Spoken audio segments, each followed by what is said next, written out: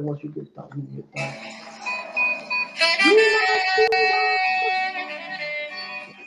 Was your food custom on? Was your food custom on? Yes. Man. Let me borrow one more hamster. Let me borrow one more hamster. Man. For the night. The night. Who's that? Oh, you want to borrow. You want to, yeah, I ain't want to drink it. I want to drink it too.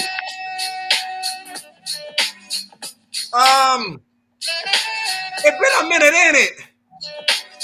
Feels like it. So a lot of feel like forever. A lot. I will explain to the people why the hell it been so long since we've been online. Oh Lord, Lord. Is somebody come on tonight too? Somebody come on tonight too? Somebody come on this way here? Oh, she in there. She's pressing up. Yeah. Looks Yeah, like it. again. It's been a while. It's been a while. Oh, let me bring my camera up a little bit. To Zoom Nation. All right. I think we're good to go. It's been a while. I want to say Hold on a second. Oh, who are you again? What? Who are you again? I'm still Chefrazzi, but I mean we're in February, so does it this? Are you sure you're Chefrazzi? I am not changed. Ain't nothing changed. I'm the same person. Just been rogue for the last couple of weeks because there's this thing called management life work now. That when you go to another place and one place is all messed up and you have to kind of take your time out of your usual, unfortunately, to kind of take care of that business to make sure that this is kind of taken care of and eradicated. That's the situation. So work life kind of overwhelmed my little side parts of doing my actual job, which is being in front of the camera. Unfortunately, that took a couple weeks off of my life, unfortunately, but now I am actually off. I am actually off for the next 2 days. I am blessed to finally now be up on the camera again to play catch up. So with that said, for the first time in like 3 weeks, I must say this. Good evening, everyone. Welcome to the report. So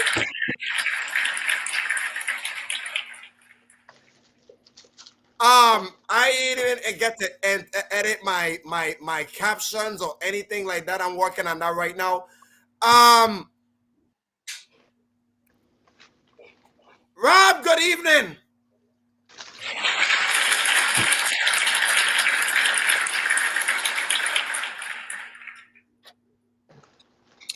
Well. Good evening. Huh? Good evening, ladies and gentlemen. We are tonight's entertainment. Good evening. How's everyone? How's life?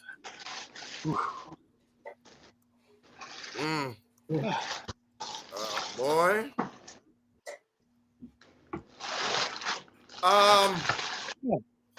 Life is good. Lonnie, been a while. Hey, dude. I was say, dude, you sound Alicia Keys. Don't do that. Ole, ole, ole, ole. Ole, ole. Ole, ole, ole, ole. Easy.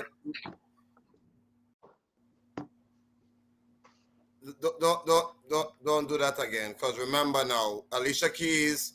Let's not talk about Alicia Keys because I have something to say about that. Hold on a second. Oh, what? Why y'all talking about Alicia Keys? Because the way you originally came in, you say, yeah, drink that. No, drink that. Let's not talk about Alicia Keys. Let's not talk about Alicia Keys, especially what happened on the Super Bowl. Anyways, Sister! I'm coming. Y'all know. Oh, wait a minute. Wait a minute. Pause. I'm here. Pause. Okay. Stop. The way you sound, it's like, yeah, sound like, yeah. I love Lucy. No, it sounds like something else. Yeah, it sounds something else. Bruh, really? Yeah. Anyway, hello. Guys, we ain't been out here for 3 weeks, so Nope. Him downstairs. So What do you mean, right him downstairs? now, we're gonna go ahead and play what I like to call catch up. Okay. Good, I got time. Yeah, I bet we do have time. So,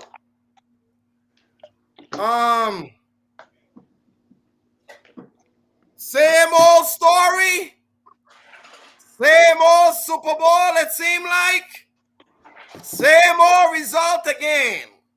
I heard somebody didn't like it. Patrick, my homeboy, he did it again. San Francisco 49ers, Yeah. you went to bed again. And San Francisco 49ers, I got something to say to y'all. Fuck y'all. No, not that. No, they don't get deserve that. No. I got something to say to them too. No. Because I'm gonna take this a different direction because I'm gonna be real pissed off about to unleash. San Francisco 49ers, Kyle Shanahan, in the words of my friend downstairs, y'all could eat a dick.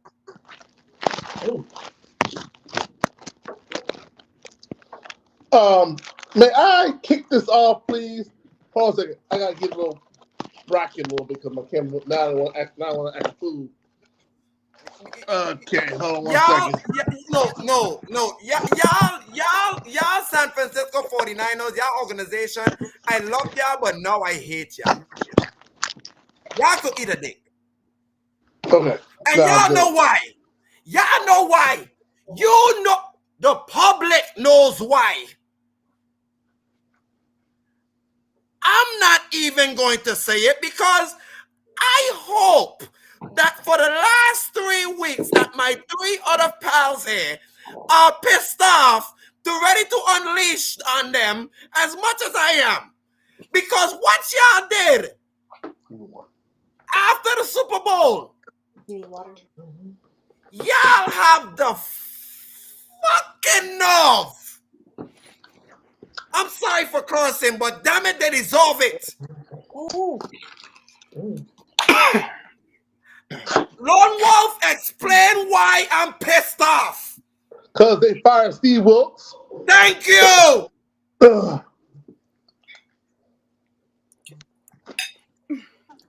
May I take it from here?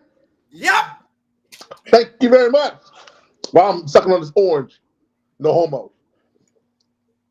Anyway, I don't know why you fired Steve Wilkes in the first place.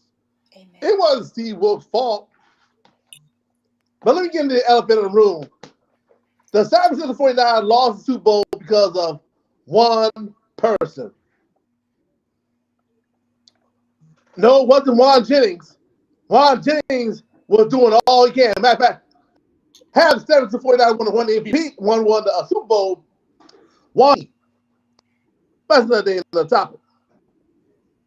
He doesn't even want to be there. I'll probably talk to his daddy, see what he's gonna say, what he's gonna do. But anyway, this falls on Kyle Shanahan. Every bit of it falls on Kyle Shanahan. Every time you have to come back to the same scenario. twice on the same team. You have a learning lesson. Clear's going to show you that you are not Mike Shanahan.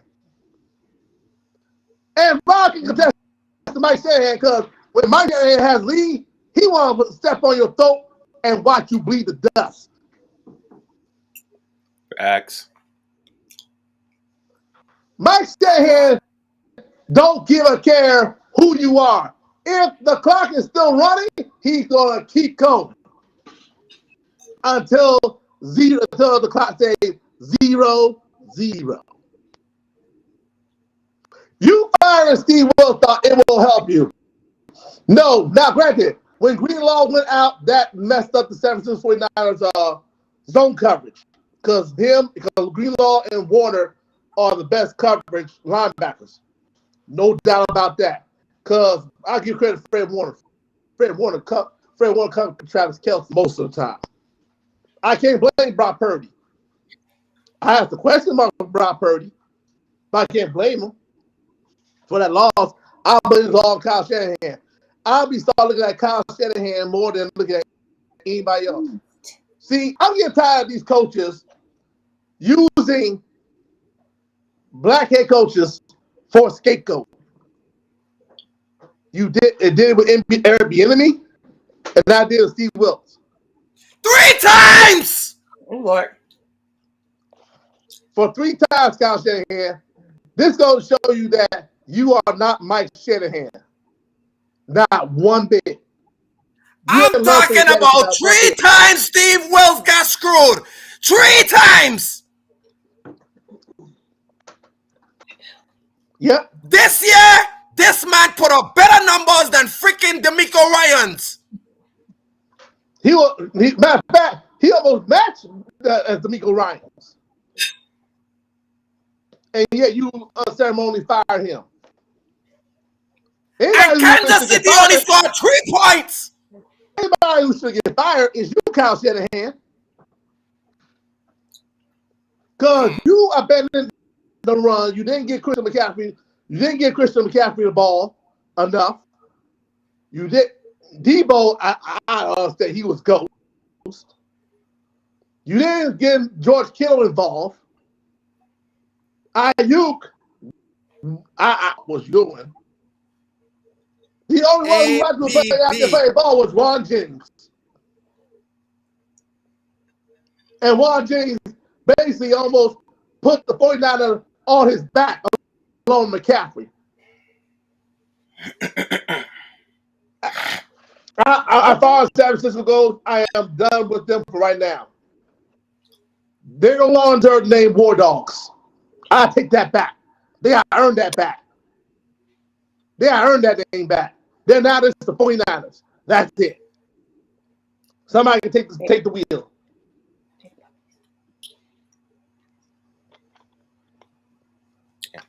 Okay, so before I get going, yes, I do believe that the firing of Steve Wilks was very much of a scapegoat. That was clear as day. The reason why they wasn't going to fire Shanahan is because of the fact that when you look at the landscape of coaches, what coach could come in here and do what he's done over the last 5 years right now? The only one that you could bring in is probably Belichick, but we already know how his track record is. So we're not going to put a guy like Belichick that's not right now relatable to the players and can speak their language right now. Granted, can he coach? Absolutely. The coaching part is not the issue with Belichick. It's the relation. It's the relatability. Yeah, relatability of Belichick that's keeping him right now out of the NFL head coaching job. That's one of the main reasons why they're not getting rid of Kyle Shanahan. Plus, he's taking his team to the NFC Championship. Mind you, doesn't this remind you of a guy by the name of, I don't know, the guy he just lost to? It sounds just like when Andy Reid was down there in Philadelphia, couldn't get over the hump, and then when he finally got over the hump, still couldn't be one of the better head coaches out there with him. So I'm not. Granted, do I believe Kyle Shanahan is the reason why they lost in the Super Bowl? Yeah, I agree with that. That part I agree with. I just don't like the fact that the guy who just got there is the one that's going to be out the door as well. So I really hope somebody actually gives him an actual chance and give him a chance to become a head coach, or just just sit down for a little bit. You're still collecting the check. You're still collecting the check from Carolina, and you're collecting the check from 49ers. I think you'll be fine. I'm not worrying about Steve Wilkes. He will bounce back on his feet. But now that I got that out the way, oh God.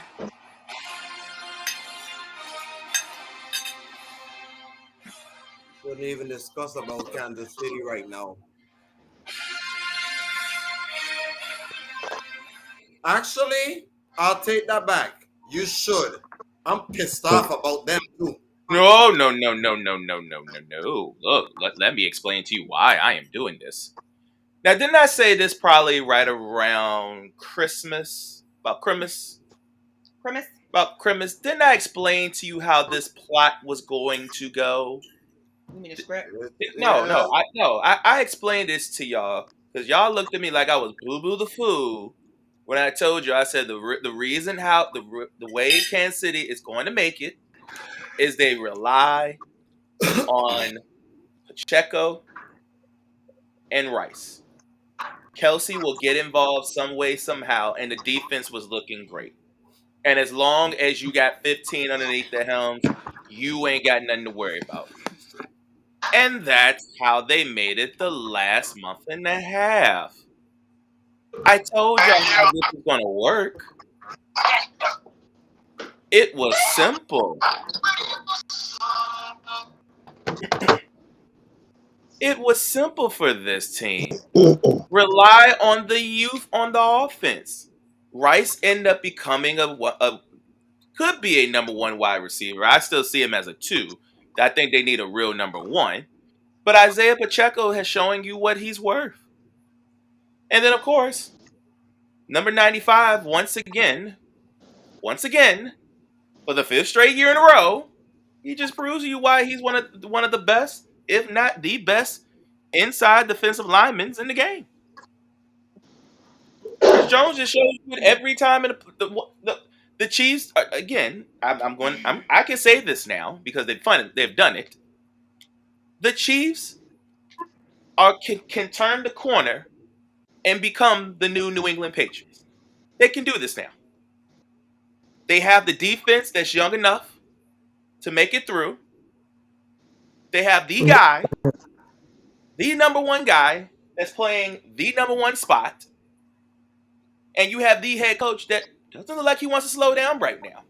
And it doesn't look like he wants to slow down at all. I think this has been their most impressive championship that they've won this year. Out of the years they've done it. This is their most impressive. Because the main question everybody kept asking was, can Kansas City go on the road? Can they go on the road? And if they got to go on the road for a championship, can they knock them off? And the answer was yes. It was yes all day, every day. They checked every box. You wanted Mahomes to go into what was the first place he went to? Where did Buffalo. He went to first?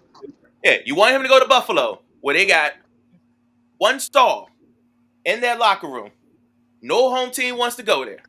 Check that box off. Then you want him going to one of the most hostile places in the United States. You want him to go to Baltimore. Live and in living color. You wanted him to go in there. Beat the MVP of the league. Best defense in the AFC. You wanted him to go in there. You wanted him to do that. Check that box. Check it off. Then you wanted him to do something that only the other GOAT did 20 years ago and did not bring this up. I said, for some reason, the history is on this side. I said, it's been 20 years since the last team. Excuse me, we got a special guest. What's up, y'all? Okay. He can sit What's there going for a on? What's second. going on? What's going on? He can sit there for a second. Because me and him, we've been on the same wavelength about this. Yup. Sure have. I literally said the way they can pull this off, and it can be done, is they focus on the youth and let this defense win the championship. And it is exactly what I said this was going to happen. And he came on the show the first week, the first time he went on the show. This is when he was spilling about this whole Cowboys mess. But me and him both on the same wavelength. We said as long as 15 is still on that field and that defense can still roll, they got a shot. They didn't care Yeah. where they had to do it. They did it. They handled business. People were pissed. I wasn't. I picked the Chiefs. I stuck to I it. picked them too, by the way. I did too. I did too. No. See, I picked them Chiefs. here's the thing. I picked them in December. I knew this is how this was going to roll. I picked them in the playoffs. I picked them in the playoffs started. Hold on, David. Hold on, David. I picked them in December because I said as long as they can win the AFC West and as long as they can avoid, and the bad thing about it was we wanted them to avoid Buffalo and Baltimore. And obviously that didn't do any better because guess what? They still beat them going into the Super Bowl. I'm like, disappointments in both. It's not disappointment. Well, it's disappointment for everybody else. No, not everybody else. I'm talking about the team that Patrick Mahomes beat. Yeah, that's it. That's everybody else. They're a disappointment. Now, here's the thing. This is the thing that's going to tell me that this dynasty can stay along. As great as this back-to-back is, and this is the part I'm really going to figure it out. If they 3-2. Now let's see when these young guys, because mind you, most of these guys are like second rounds, third rounds, fourth round picks. You might got a couple maybe first rounders. But remember, this group has been together for 2 years. So this young group got 2 championships in their belts. And they know how to play with each other. Now let's see how it's going to react with the contracts coming up, because now it's normally it's good when you can walk in there and say I'm an NFL fan. But now you're gonna walk in there now. I'm saying now I'm back to back. Yeah, but there is a big problem when you got Chris Jones and that needs to get paid. What did they say last year? I agree. We about to get paid. Chris Jones. A bunch of y'all saying, and that's good evening, David. Good evening. That's the number one. What's up, bro? What's up? Number one. Everything is blessed. I'm fine. As much as y'all are saying that they are entitled to a 3-peat, I highly agree. But the 3-peat is very, very, very, very pivotal with these couple questions, which I know one of them I got the answer to, which I know they're going to address in the offseason. The first question is them weapons. They're going to address them weapons in the offseason. That is first priority to me. Well, actually, Chris Jones is first priority. I'm about to say Chris Jones. Chris Jones is first priority. You better make sure you find every little bit of Patrick Mahomes' money. And Kelsey. Patrick Mahomes' money. And Kelsey. And Kelsey money. To pay him. Well, I'm gonna break it down to you right now. They did pick up his option on Chris Jones' contract. Hell with the option. No, I don't. We didn't. You didn't hear none of us say option. I know. We said contract. Contract. Chris Jones deserves a contract because he say. Stay with me. He saved the back-to-back. He saved the game. He saved the game. He saved the game. He did. The one Jennings was wide open on the right. That's the reason why I said if he would not have hit him, if he would not hit Brock, San Francisco would have had a touchdown because dude was wide open. It was a broken play. I mean, the defense broke down, and who was it? It was Brandon Ayuk that was open. Am I correct? It was wide open. If Chris Jones would not have hit Brock, if he went ahead and hit Brock just a little bit while he was in storm motion, San Fran would have won that. They would have won the Super Bowl. Yeah. But here's the thing. I mean, and you want to go get too. San Fran would have won that Super Bowl if Moody went and missed that field goal. No, here's the thing. And I'm saying like this, but I knew Kansas City was going to win, though. David. Here's the thing. I say to you this. They've been already. What I mean by that is, before the free agency for NFL begins, they're going to talk to him, and they can franchise tag him if they need to be to get a deal done. That's what I mean by that. So either way, they want to get a deal done with Chris Jones, and I know Patrick Mahomes and Travis Kelsey going to give him some of that money. So we know that. But you ain't hear something about the franchise tag that a lot of people don't tell you. It's up to the players if they want to take that tag. Only on the first one. Chris Jones never been. He ain't He didn't get Chris tagged Jones. last year. You forgetting? He He did didn't not know get he tagged last He year. didn't get No, tagged he might last get year. tagged. He might get tagged. He might get tagged. He Nah, might get tagged this season. nah, Hell nah. no. No. He Kansas should City have got got they gonna give him his They bread. didn't get If a they don't deal give him his going. bread, he's gonna be gone from Kansas City. And it's a lot of teams that can use a DT like him. Yes, Lord. I'm telling If Chris he, Jones. You know what? I'm gonna say it like this: through the playoffs, and I'm saying even during the season, you heard Chris Jones' names a little bit, but when them playoffs came on that defense, who name you heard the most involved in all them big plays? Chris Jones. He's clutch. and not I just mean, I was saying, huh? David, not just that. Remember the first game of the season? They Yeah, looked a mess without and they lost to Detroit. they looked a mess without him out there. Yeah, But once they really he do. signed that prove it contract, they took off running. On Yep. defense wise, it just needed the offense to pick up, and Yeah. week by week, the offense slowly and surely just kept picking up piece by piece. But that You know what? defense, they just stayed the course because he was still there. I can see them As a franchise matter of tagging. fact, I can see them franchise tagging Pacheco because he Yeah. did Nah, but he they did got make some more he years. did make he did make some he did have a fumble. He did have a fumble in that Super Bowl. But he bounced back. He bounced back, but I see them franchise tagging him. Go ahead, Ali. yeah. Question though. Oh, questions. Give it to the first one. David. I'm listening. Question is for you, sir. Okay. I gonna give you this question, and then I'm gonna have a question for 5 of y'all. Question one for you: how you feel about Steve Wilkes? Okay. I haven't been following up with Steve Wilkes like that, nothing like that. But I just want to say that, I mean, it is what I mean. I ain't got nothing to say about Steve Wilkes in basketball form. Okay. Now, question two for all of you: why Kyle Shanahan shouldn't be questioned with the fact that he didn't even know what the overtime rules was? Okay. Hold on.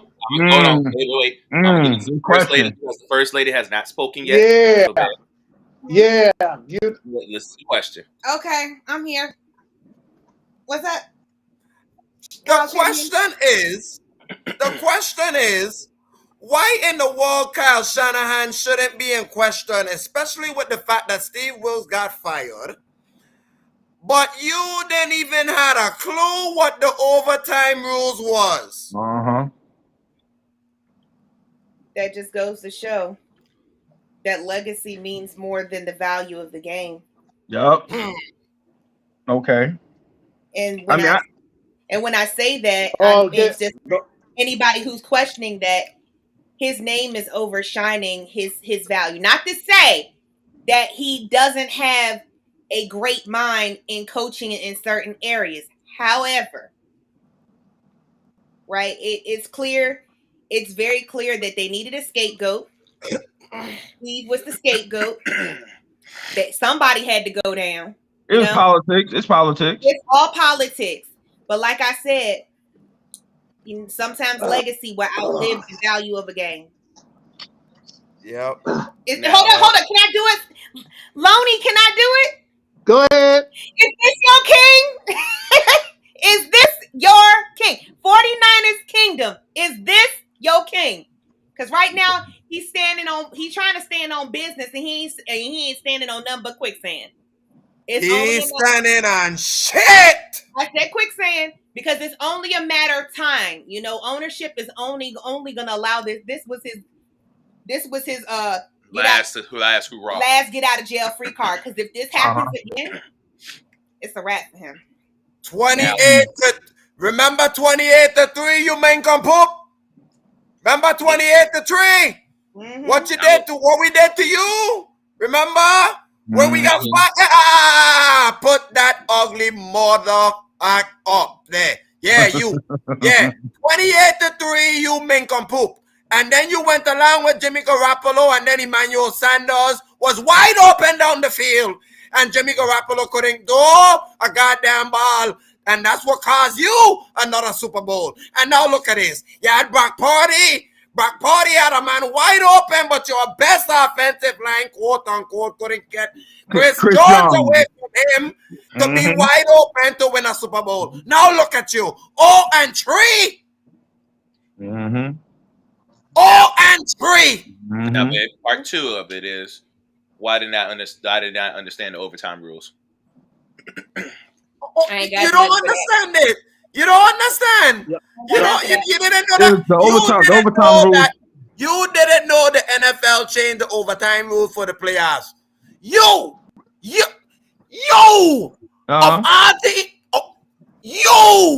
Of our team that was in Atlanta. Then we go to overtime against y'all, but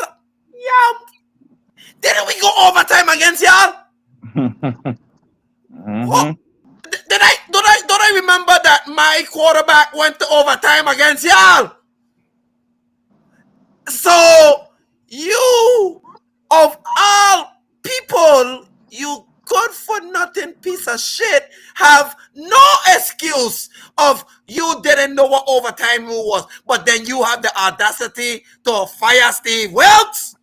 Yeah, that was horrible. That was messed up. I say that part was messed up and stuff. But of all people, you gonna give Patrick Mahomes the ball second and kick a field goal? What you think Mahomes was gonna do?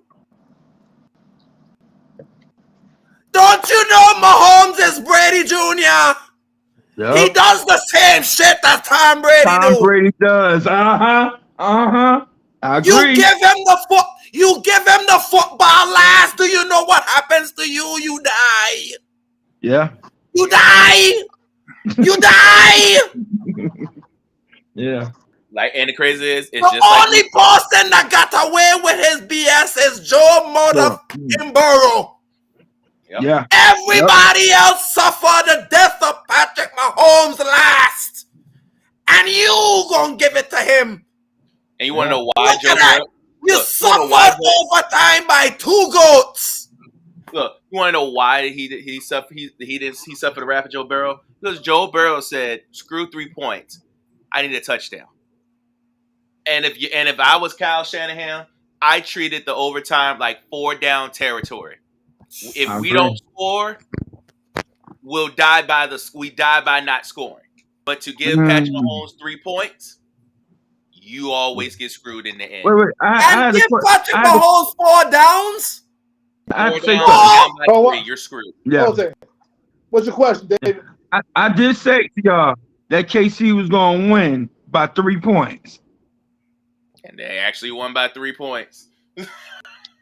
They covered. Look, I told y'all. Go ahead, say it. You got it. When it stayed at 1.5 for the last 3 days, I said something ain't right. No way. They're gonna keep it close. 1.5, and it never moved. I said, something's up. Yeah. All right. Let me answer that question to Kyle Shanahan's situation. You said you did not know about the overtime rules. How have you been coaching? Yeah, exactly. That point. How long have you been coaching? Hold on, let me pull them up for you. Hold on. I don't need nobody to answer this. I can pull up on my other phone on this one. I got you. Don't worry. I got you covered. You started your coaching career in 2003 at UCLA. You did not come to the NFL until 2000 with Tampa Bay Buccaneers. Let me help you out. You became offensive coordinator for the Houston Texans in 2008. Became the offensive coordinator with your daddy in 2010 and 2013 with Washington. 2014 with Cleveland Browns. 2015-16 with Atlanta Falcons. As a matter of fact, the same time you went to the Super Bowl as offensive coordinator and you abandoned the running game. What happened? And now you're the head coach. I always say this. When you can be offensive coordinator, you don't have to do not much thing but run the offense. But when you're the head coach, you run everything. Like Cat would say, everything. So for you who've been coaching for the 7-49 for now nearly 7 years, you telling me you did not know about the rules of the game? Matter of fact, Tom Brady basically did it in your face. Did it in your face. Like, dude, this is why I said it before. Kyle Shanahan is not Mike Shanahan. He's really he not. Never will be He's Mike really Shanahan. Not. He is really not. Mike Shanahan. He is his daddy. That's who Kyle Shanahan is. Fraud. Yep. Yo, you carry him by his name. You can carry by your name all you want, but guess what? You're not the daddy. You are not him. Because your daddy won Super Bowls. I think he won what? 3 Super Bowls? 2. He won 2. He won 2. No, he won 3. He won 3. He won 1 as the quarterback coach and 2 as the head coach. 1 as the quarterback coach. 1 coach. as the quarterback coach. Oh, okay. So he won 3. Yeah, okay. He knows how to get a job done. You, sir, needed to go ahead and call call your daddy and find out, Dad, do I need to become aggressive? He should have told you this. He said it's not rocket science. All you have to do is go down there and score, and Patrick Mahomes never see the field. I got something to say. Hold on. And Patrick Mahomes never see the field ever again. Matter of fact, you had a good game plan. You kept Patrick Mahomes off the field nearly the entire first half. That's because Greenlaw was there. And for you to wet the bed, he got hurt. Nah. And to be honest with you, it should be you, Kyle Shanahan, should be out the door, not Steve Wilkes. Nah. I mean, I feel like this. Let's talk about the Super Bowl. They kept like my man said, Vegas kept the spread close, 1.5. But San Fran had the lead at halftime. What happened? The spread went up. The spread went up. 6. And more ratings and more people started watching it. They like, oh wow, San Fran might just be Kansas City. Did you really think San Fran was gonna beat KC in the Super Bowl? No. Absolutely not. I did if they'd have went and it came in the third quarter and they scored that touchdown. Yes. But once they didn't get it and they had to settle for 3, nah. Let me ask you. I'm gonna ask you a question. KC, what was the score? What was the ending score with KC and Buffalo? 22-20. Oh, in Buffalo? When they beat Buffalo in the playoffs. It was at 31-28 or 31. Okay. Right. What was the score against the Ravens? That 17-10. 20-17. Ooh. Okay. What was the score? What was the score margin in the Super Bowl? 25-22. It was 22-25. No. I'm saying what was the score at the end of the Super Bowl? 22-25. Kansas City won every damn game less than by 3 points. Except for the game against the Ravens. All except for the Miami game. Now think about it. 3 points, right? Now I'm gonna say this: did y'all see the interviews with Brock and Patrick Mahomes? They said with the 49ers, the San Francisco 49ers would be, he said, champions. Patrick Mahomes didn't even care about saying champions. He said we're gonna be a dynasty. You gotta read between lines. There was so much politics before the game even got started. KC is gonna be the first team to win a 3-peat. They're gonna go down in history. They're already in history right now. But Pat Mahomes is the face of the NFL right now. Andy Reid is the new Bill Belichick. I'm saying, and I ain't gonna lie, I love Andy Reid. Andy Reid's he's a hell of a coach. You know what I'm saying? Pat Mahomes is that, like he said, Tom Brady Jr. They're not going, man, that man gonna take over the NFL. I won't be surprised that he get more rings than Brady. He's on the path. It's right now. He's halfway there. Halfway there already. How many seasons he been in the league? Only 8. Big. Come on, man. Now the only thing there's 2 teams that can hinder his progress right now. I think Cincinnati, if they get their stuff together, and only reason I'm saying Cincinnati because they're the only team that can go into Kansas City and don't give a damn about Kansas. I give you that. Cincinnati situation is kind of tricky. What they gonna do with T. Higgins? Especially with Joe Stump. Joe Stump, yes, is one thing, but I'm more concerned about what they're gonna do with T. Higgins. That too. They need him. They need him to stay. Yeah, they definitely do. Yes, they do. They need him to stay. If they want this to be the way that they've been having it, because God knows what Todd's boy gonna do. That's their third receiver. So that could be that could be real bad, real quick, depending on what they do with T. Higgins. But I agree with you with Cincinnati. Well, who's the other team you say? Houston. That's the ultimate. I was gonna say Houston. That's the ultimate juggernaut. Because they're the only Okay, so granted, all the teams, all the AFC teams respect them, but I think between Houston and Cincinnati, they're the ones that don't fear Mahomes at all. Right, I agree. I agree. And if you go and if Patrick Mahomes got to go throw for throw with someone, I don't think he wants to go throw for throw with CJ Stroud. No, I don't think he wants to do that. Nah. I think CJ is probably the only one. If it gets down to a gunslinging fight and we got to go touchdown for touchdown, I can say Joe. Wait. You talking about Joe Barrow will give him? Joe Barrow will give him competition too. But the only difference between he's the number one guy that can go against him. But I think CJ for years to come will give him a problem. He's gonna be a problem. Remember, he's gonna be a problem. Remember one name. The Tank. And when he comes back with Nico Collins and they keep building that offensive line, and that defensive line is just as young as Kansas City's line as defense. Yeah, Houston gonna be a problem. This could be, and as crazy is, as much people thought it was going to be the Patrick Mahomes and Joe Burrow legacy matchups. This could be the Patrick Mahomes and the CJ Stroud legacy matchup that we might be looking at. I agree. Now, let's move on to another subject here. So, guys, we've been up here, David, for like 3 weeks. Work kind of overwhelmed me a little bit, but I managed to get some time off. And when I get some time off, I get to see some things. Okay. Yeah, I get to see some things. Okay. And one thing that kind of got me a little bit riled up is Rob.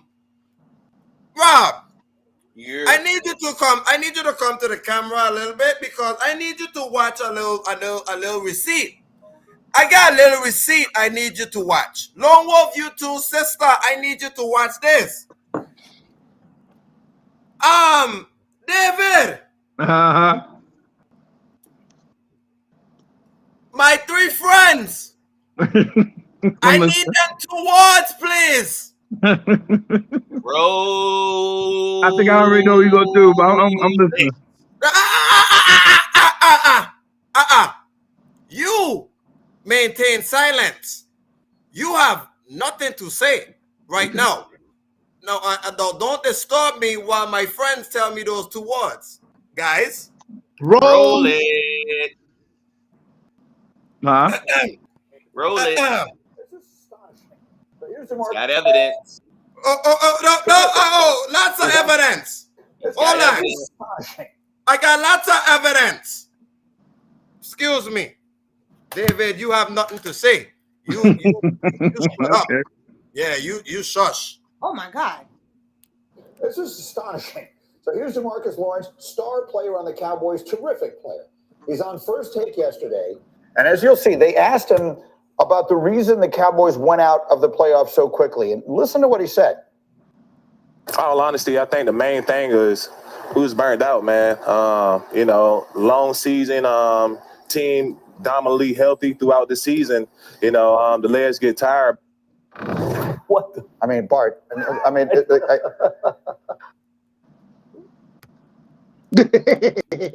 That's not no excuse. The reason why.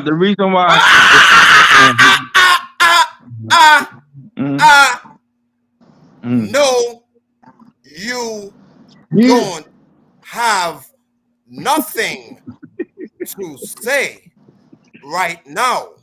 Okay. You maintain silence.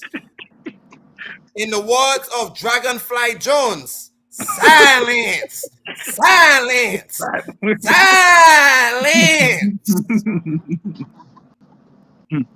Rob.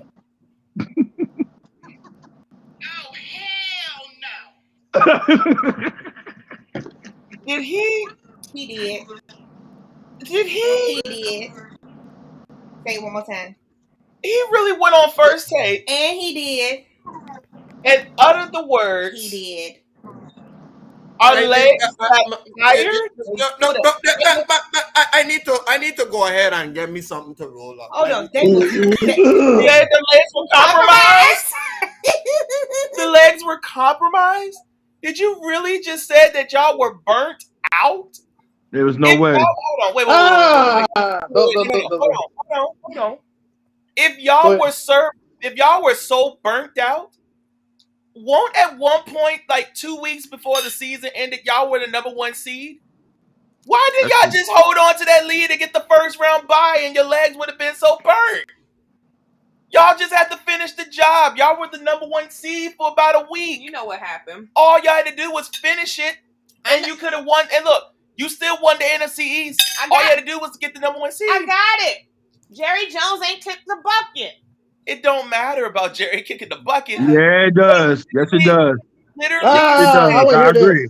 He literally said on live television, and it was live because First Take is always live. They're never pre-showed. They're live and in living color. He went to Vegas and told the world that they were tired. Dude, everybody that's in the playoffs is tired. Yeah. But guess what? They're not tired enough not to win a Super Bowl. They're not tired enough to host that Lombardi Trophy that they haven't hosted since I was 5 years old in '95. They're not that tired. You literally were at home where you were undefeated all year long. You had time to rest. You had time to chill. Hell, y'all didn't even play most of the starters against the Washington Commanders because you already wrapped up the NFC East. So how the hell you were tired? Right, that part. No, no. Just say you got beat. Like, do what Micah did. Micah made it clear. They just got beat. They got beat. That's a better team. I'm gonna say something. At the right time. Hold on there. I'm gonna say what the problem was. I know what the problem was. I'm gonna keep it real. All right. Do y'all want to hear? Do y'all want to hear from the Cowboys fan? Oh, you want to hear from me? Not you. Care right now. The fact that they said on live television, they were tired. Cause that's one better than that. Does that sound like it? David, I want you to sit there. I want you to know your role and shut your mouth while I'm talking about it. I want you to know your role back. Know your role. They were tired. I've never heard nobody say that they were tired. I got something to say. Don't worry, Bob. I got something to say on that. I'm gonna let Antonio. I'm gonna let Antonio. No, so know your role. So let me inform you something. You wasn't tired, D-Law. You got beat by Jordan Love. And Aaron Jones was a one-man army. You could never get a number 1 seed because y'all. I'm tired of Cowboys and Cowboy fans making excuses on why they got put out of the first round. Or why they got put out of the division round. I'll make no excuses. Why they got put out this. Or why they got put out that. Instead of you, D-Law, saying you're tired, how about you blame the next man? Guess what? Y'all haven't heard. Rain Dakota Prescott. You want to blame him? Yes. Rain Dakota Prescott. That's who you should blame. Him. I agree. Him, 8 years of work on Rain Dakota Prescott, and you have not made it to the conference finals. Not one time. Boy, you hate Dak for real, don't you? That one time. We know the man career in the back of his head. Him Yes. specifically. I agree. I'm gonna say this. I'm gonna say this. I gotta say this. It gets better. It gets better. You thought that Kellen Moore was the culprit? No. You thought that then Jason Garrett was the culprit? No. Then you had a previous other coordinator. Was Scott? I think it's Scott Living. Scott Living. Thought he was culprit? No. Then Mike McCarthy called plays. Well, you can't blame him because now he ain't got a contract on up anyway. Hornets, Cowboy fans, y'all every hold up, y'all dreams get shattered. I agree. Every time. I'ma say this. Until Jerry Jones step aside, you'll never see the Super Bowl ever again in your career. I got something to say on that. David. Now you have it, David. Well, thank you so much, sir. Thank you so much. Thank you so much. I appreciate you. You know what I'm saying? I want to say first. I want to go about the Green Bay playoff game. The reason why my boys lost, they was cocky. They was cocky. That defense was cocky. They was too cocky. That's number one. It was very cocky. But you were so cocky that you got to do one thing: execute your defensive plays. That's why on 4 plays that I saw the game, there was always a receiver on Green Bay wide open. But you know what? That big up to that Green Bay offensive coordinator, because he did the same thing to San Fran. And they had receivers wide open too. But getting back to my boys, they about to give Dak an extension. He's making right now 55 mil, and he's gonna get raised up to 60 mil. Now I'm gonna say this. That is the worst thing they could have did. Make that man play out his contract. He sucks. It's like you make coach. I'll say like it is. But check this out. As they give him an extension, that increases cap for Dallas, which leads them to try to sign Derrick Henry. Dak is not. I'm saying like it is. We're gonna get Derrick Henry. I'm saying like it is. Before you talk about the king, okay? I have a few queries I need to address with you, Mr. Cowboy fan over there. Before you want to address the king, Rob, there's a guy by the name of 11 from Heaven. I was about to say, that was my man. Yeah. Don't try to get him out. Let's start from 11 from Heaven. Y'all need to pay him. Tyron Smith. No, I said 11 from Heaven. I'm talking about Mr. Michael Parsons. Parsons, yeah. Parsons is the number one priority. And not just him. I need y'all to address to Mary had a little CD Lamb. Yep. He needs, not must. He got to get paid. He got to get paid. He had an awesome. There's no must. Y'all said Mary had a CD Lamb was not a number 1 receiver. Well, look what he did this year for you. That's true. I agree. Guess what you have to do when you have a wide receiver that broke the Cowboys record in a single season in receiving yards? Yeah, he got to get paid. He deserve it. He deserve it. He do deserve it. Oh, he do deserve it. Oh yeah, Mr. David, sir. How about on top of that, you dress your offensive line because they're getting old. Well, that's true. Oh, wait. That is true. And there's a guy that's coming off the ACL injury. Tyron Smith. No. Wait. Which one are you talking about? No. Stephon Diggs. Oh, Frederick? Yeah. He Stephon Diggs. He said Trayvon. Trayvon. As much as he's coming off of the ACL injury, his first 2 years of production. Look at it. Dominant. I agree. Dominant. He was dominant. Yeah. So guess what you have to do when he comes back this year after this season? Pay him. Dominant. Oh, they already did his contract already. They took care of him already. So they paid him already. Okay, so luckily you got her taking care of him. But you got two guys that must get paid. Let me ask you a question. You don't think there's a chance? You don't think Dallas got that money to pay Micah and CD at the same time as well as get Derrick Henry? No. You're not. Hold on. You can if you don't pay Dak this year. Yeah. No. We gotta pay that. We gotta pay. We gotta give him an extension right now to raise the cap for Dallas. But give restructuring the deal. He's on year last of that deal. You play it out just like you let Mike McCarthy play out his contract. Right. Mike McCarthy, Dallas, and my boys don't. If we don't make it far in the playoffs, McCarthy's out and Belichick is in. Hold on. Yeah. I'm gonna answer your question. Do you have nobody to give Michael Parsons, CeeDee Lamb, and contract? The answer is yes. To be honest with you, here's why. Because Michael Parsons and CeeDee Lamb are both first rounders.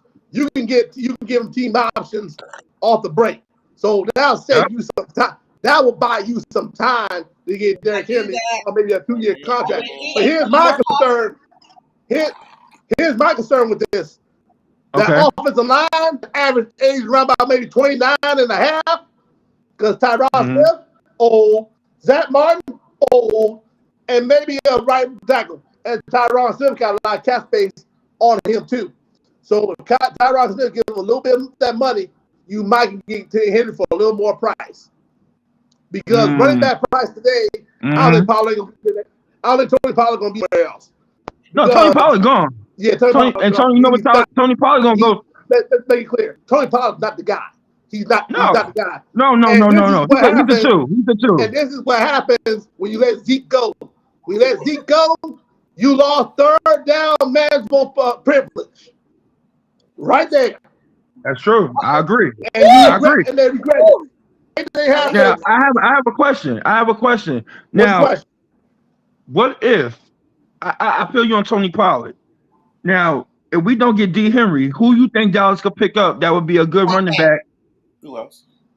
You got to get a draft. Before you even address that situation, I want to see contracts. Yeah, I agree. And you want to know? Yes, Antonio, you want to know why I said they need to get CeeDee Lamb out the way? He went between his legs. You got to remember which draft class CeeDee Lamb was in. Mm-hmm. You got to remember that was the wide receiver draft class. Yeah. You have a guy like I don't know, a Justin Jefferson, and I don't know, a Jamar Chase. Oh, and by the way, T. Higgins was in that draft class. I'm about to say T. Higgins. You got to understand with those three. Babe, hold on, I'm talking. She's watching the All-Star game, and I understand. We'll talk about that in a second. LeBron had a nice highlight. But yes, I know. No, she just in awe. But I'm just saying, you got to remember, this was the wide receiver draft. Don't like whoop your ass, boy. You got to look. You got to look, mind you. I talking to you. You watch your goddamn mouth while you talking about my king. You understand me? Don't you fucking don't you open up your mouth. Maintain silence when you talk about my king. Watch your mouth. You got to remember.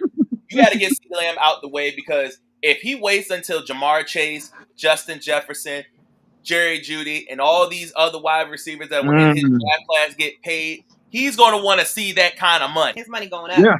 His stock will look. This will be. You know what it will remind you of? This will be just like the Amari Cooper situation all over again.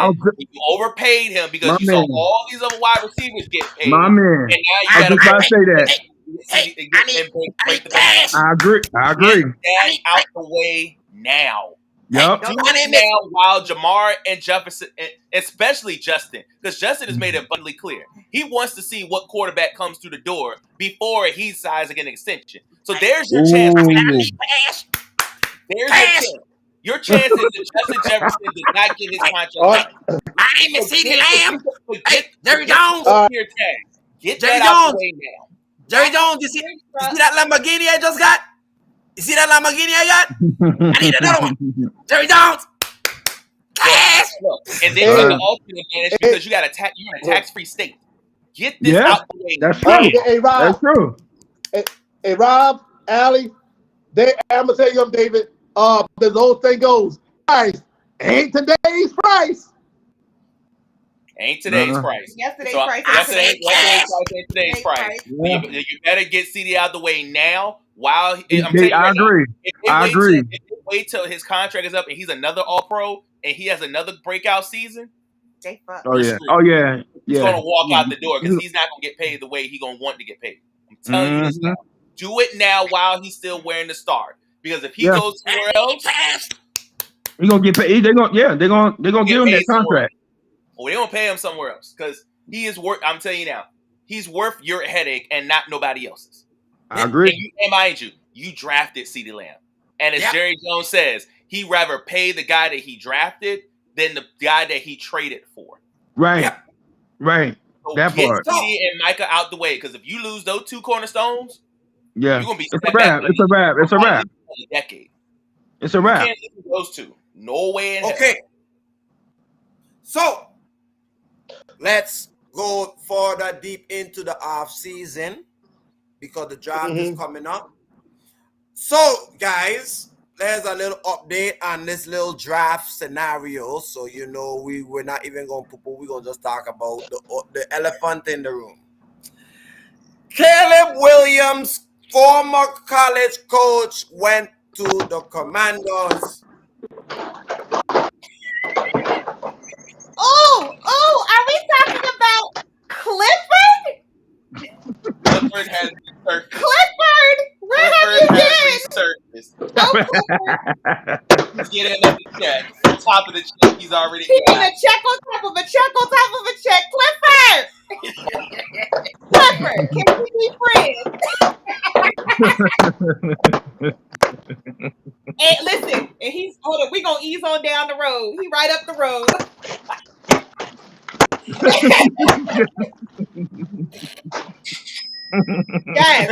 Yes. That's his new name now. Anytime you talk about Cliff Kingsbury, he gets a. We're gonna call him Cliff. Back up the Brinks truck, Kingsbury. That's what we gonna call. Back it all up. I'm sorry, but look, he is the definition. It's not what you know; it's who you know. Before I. Okay. He just walked out the segment. Hold up. Back that thing up, Kingsbury.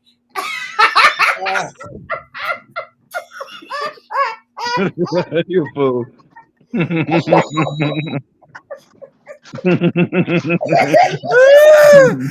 Okay.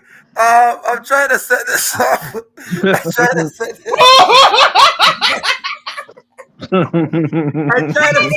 up. I had the coffee today. I just had one. Wait, I try to set this up, but I can't. Because, okay.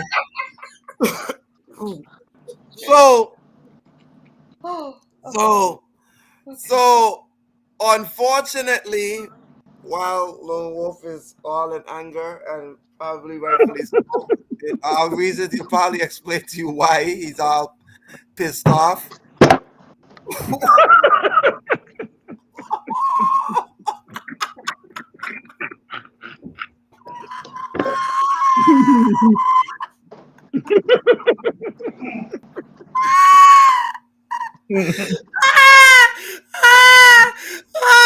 I'm dying. Okay, I'm on the die. Okay. Oh my. Lower back up.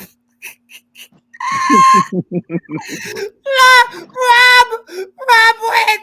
Lower backed up. Where's he at? He done disappeared, but he'd have flipped the chair upside down and put it on the chair. He finished. It's that time again. Oh God, he's packed up. He packed up and left. Okay, Okay, I'm trying to set this up while I'm dying. Okay, so Cliff Kingsbury, so out Eric Bieniemy in Kingsbury, who just got fired from the Arizona Cardinals. So now he's the offensive coordinator now for the Commanders. And before I even go deeper into the story, Wolf, you can go ahead and explain yourself why you're very angry and pissed off and packed up your chair and left the set and did everything else. You can go ahead and explain why first before I move on. Go ahead. Oh man. Oh.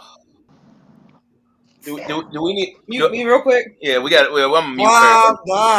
We ain't been on for 3 weeks. I know, but I need for this man to go ahead and get everything he need to say without Ashley interrupting. So I'm gonna mute us, and y'all gonna go ahead and keep going. No! You stay right there. Stay right there. I don't want y'all to go. No. Unmute yourself.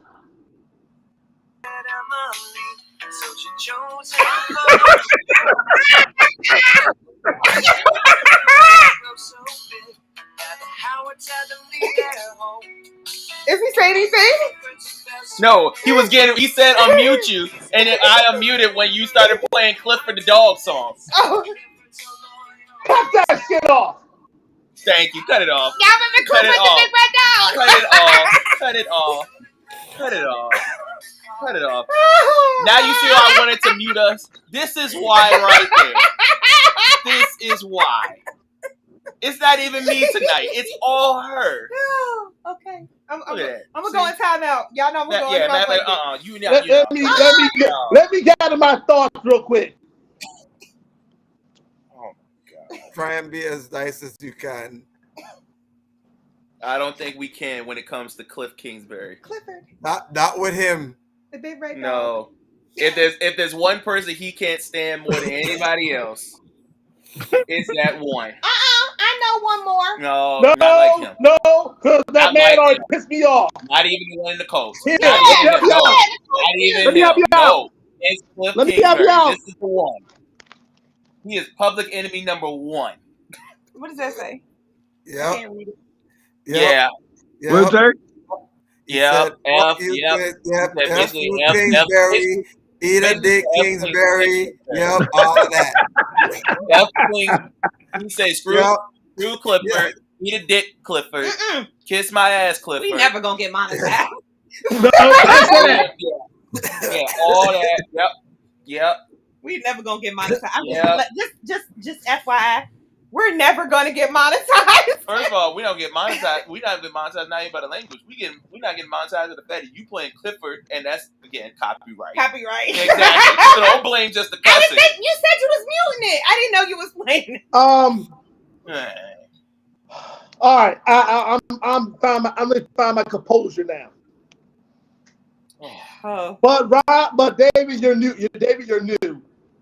Okay. But D3, there's my disdain for that man. I campaigned for his job 3 years like that. Last year, the year before that, I campaigned for his job, and now this sapsucker is back. He's like a cock. He is like a cockroach. He doesn't go away. Commanders, help me understand this. You are doing an a la Arizona Cardinals. You decided to get rid of Airbnb as your offensive coordinator and bring in this bum. Just like the Arizona Cardinals got rid of Steve Wilkes and bring in this bum. Trash. Help me understand this, please help me understand this. Why? Why is this bum? I cannot understand this. I cannot understand this foolishness up to this very day. I don't need nobody saying anything. Why? Commanders, you brought in Dan Quinn. Cool. All right, let's see what you can do. Oh, man. But you brought in this bum. I'm glad I don't have long hair, so I don't have to pull my hair out. I'm glad my hair is short. Come on, give it the Clipper. He has a good offensive mind, man. No, he doesn't. He is horrible. What did you? What in the blue hell did you just say? What in the God-forsaken Christ you just said? I want to say anything. Who else? What in the David, what did you just say? No, you know what I can do? He goes in timeout. Ali, you gave me some pros for the moment. You in timeout. Now go ahead. Now think about, hold on. Now sit down there and think about what you said. He can't hear you right now. Yes, he can. Yes, yeah, stay right there. Now go ahead. See, Why? Put him in. His backside belongs in timeout. Thank you. Put him right there in timeout. Because I don't know what in the blue hell he there say. Did he just say what I think he said, gang? He did. That's why he right there. He not smoking ganja. That's why. No. See that? See that right there? See that right there? What he done? That man there, right, is in the same thing that cops be catching a lot of these criminals. Methamphetamine. That's what he on right now. He's on what? Yes, he is. He's on methamphetamine.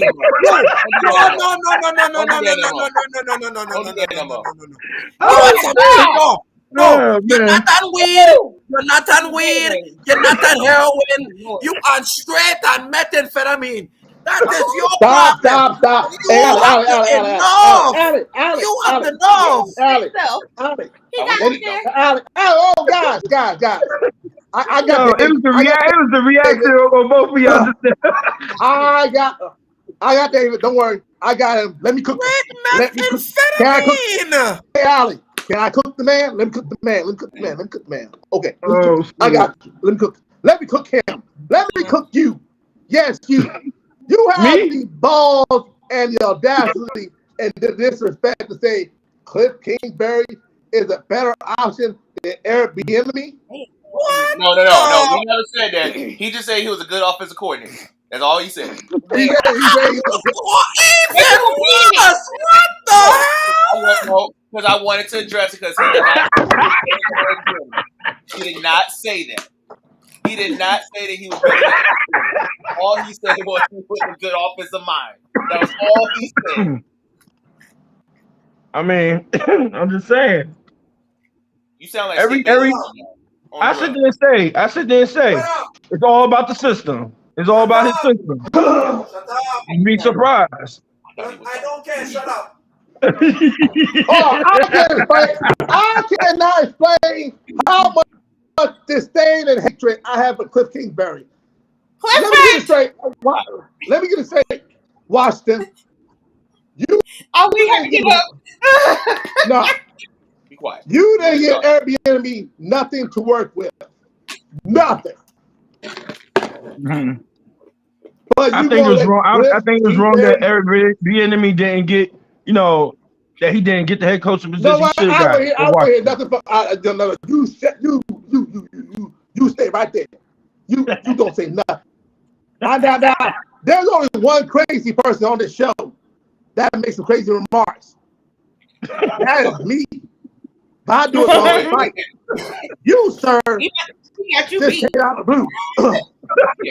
Look, he there don't be two crazy people on here. No. Why not? No. Why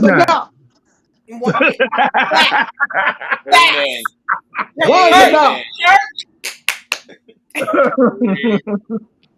Hey, Rob, please take it. Please take it, Rob. Rob, please take it. No, Rob. Don't be surprised if his offensive. I mean, it's all about the system and what he did for Kyler Murray. What he did with Kyler Murray. I mean, I think he can make Sam Howell a decent quarterback for real. Here is my problem with this. Do you not remember the last time they gave up the farm for a quarterback? No. You remember the RG3 experience? Yes, I do remember that. That's the last time they gave up the farm to get a quarterback. Yeah. They're about to do it again to get a quarterback. I don't want them to give up the farm. They and let's just be frank. They're just recovering from the RG3 experience. That's right true. now. That's true. They're just recovering from that. I was in college when RG3 stepped in foot into Washington. Can you not I remember this. Stop. That's making me feel old. But we're not going to That's how long it's been since Washington has been relevant. Since I've been in college. Lord, in college, that's +1, carried 2. Yeah, let me know. I feel you on that, but I sit there and say, you never know. All I'm just saying is find the right guy. I know that you got him there to try and woo your way to get Caleb to come to Washington because he's made it clear he's not going to Chicago. He's made it abundantly clear he's not playing for Chicago. And get it. He wants to be with an organization, and I get it. Cliff is the guy that has had Caleb Williams for a while. I get it. But my issue is if I'm the owner and I just got the team, I just got this last year, and I know I need a guy. And I know I need a guy that can carry my franchise for the next 10 years. Give me the results. Is the Caleb Williams. But that's the thing. We don't know. Hey, Rob. The thing is, CJ Stroud is a once-in-a-lifetime quarterback that's going to come out the gate like that. I don't ever see another quarterback doing what CJ Stroud did last year for about another 20 years. I'm not going to see that. I got one. But, to add what you said, he has set the bar so high, it leaves very little room for mediocrity to follow. Well, yeah, but I'm also saying this for a fact that we've seen Caleb Williams the last 3 years in college went from don't get me started with him great quarterback to mediocrity in 2 years. Right. So again, I'm just saying it pales in comparison to what you're saying about CJ Stroud. CJ Stroud just had this incredible year. I hope and pray it continues for him, but he set the bar so high. The Houston Texans have set the bar high. It doesn't allow them for mediocrity. It doesn't allow for them to grow because they've set this bar so incredibly high. Well, the mediocrity of that, I'm fine with that. But I'm saying for Caleb, I'm looking at it from his personality. Who is this? Why are you you're coming into the league? Now you're coming into the NFL, and this whole, mind you, the last time we saw Caleb Williams, he was crying. Yeah, UFC. That was the UFC in Oregon game, right? We don't need that in the league right now. We need guys, especially if I'm the quarterback. I don't need. And I'm going to say this. I don't need no soft ass quarterback. You need a dog. I don't need that right now. You need a dog, and let alone in DC. That's another thing. Okay. I don't need a soft ass in DC. If you want to go somewhere from that area, by all means. But in DC, no. I'm from that area. We don't need that. Hold it, right up the road. No. No. David or Ali, go with them one first. And let me explain this to you about Caleb Williams. I don't like him. I'm be honest with you. He showed me who he is. He showed me who he is as a character. What I mean by that is you worry more about self than than the team. So imagine. So now keep in mind the worst offensive line in the league. They need to address that first before addressed by any quarterback. Because I'm telling you now, if Caleb gets picked in Washington and he alienates those guys, they're gonna blister him every chance they get. Ask Jay Strader about that. When they blister him. And Doug Williams came in there and the line blocked for him. Go ahead with you. I don't care. It's gonna be tough for CJ. I mean, it's gonna be tough for Caleb Williams anyway because of the fact of the division that he's gonna walk into. Look at the division he walked into. I mean, real talk. College is more different than the pros. We just gotta see. We just gotta see what he can do when he get there. So there's some quarterbacks that was phenomenal in college. When they came to the pros, they went very sucky pride real quick. So it's all about what he can do once he get out there. I just don't like the fact that he's trying to command where he wants to go. Right. You know why? Rob, you know why that is, right? Because he is the number one quarterback in that draft. No, he's not. Why. No, to me, I like Michael. I like Mike, the dude from Washington. I like Michael Penix. I like him. Yeah, Michael Penix. Yeah, I like him. I even like the dude who won the Heisman, Daniels. I like him. I was gonna say I think Jaden Daniels got the better chance more than Caleb now. Absolutely. Go ahead, Alex. That's my thing, man. And I had to damn near do what Lone Wolf is, except for just getting off a camera for your foolishness. I'll go ahead and say my piece now. Caleb Williams, I agree with Lone Wolf. His character questions me. Mm-hmm. Bad. And you see, with a lot of character, with quarterbacks with character problems, you see how that end up panning up in the league. 5 years at the most. Finish that first contract, you're out the door. Yep. So,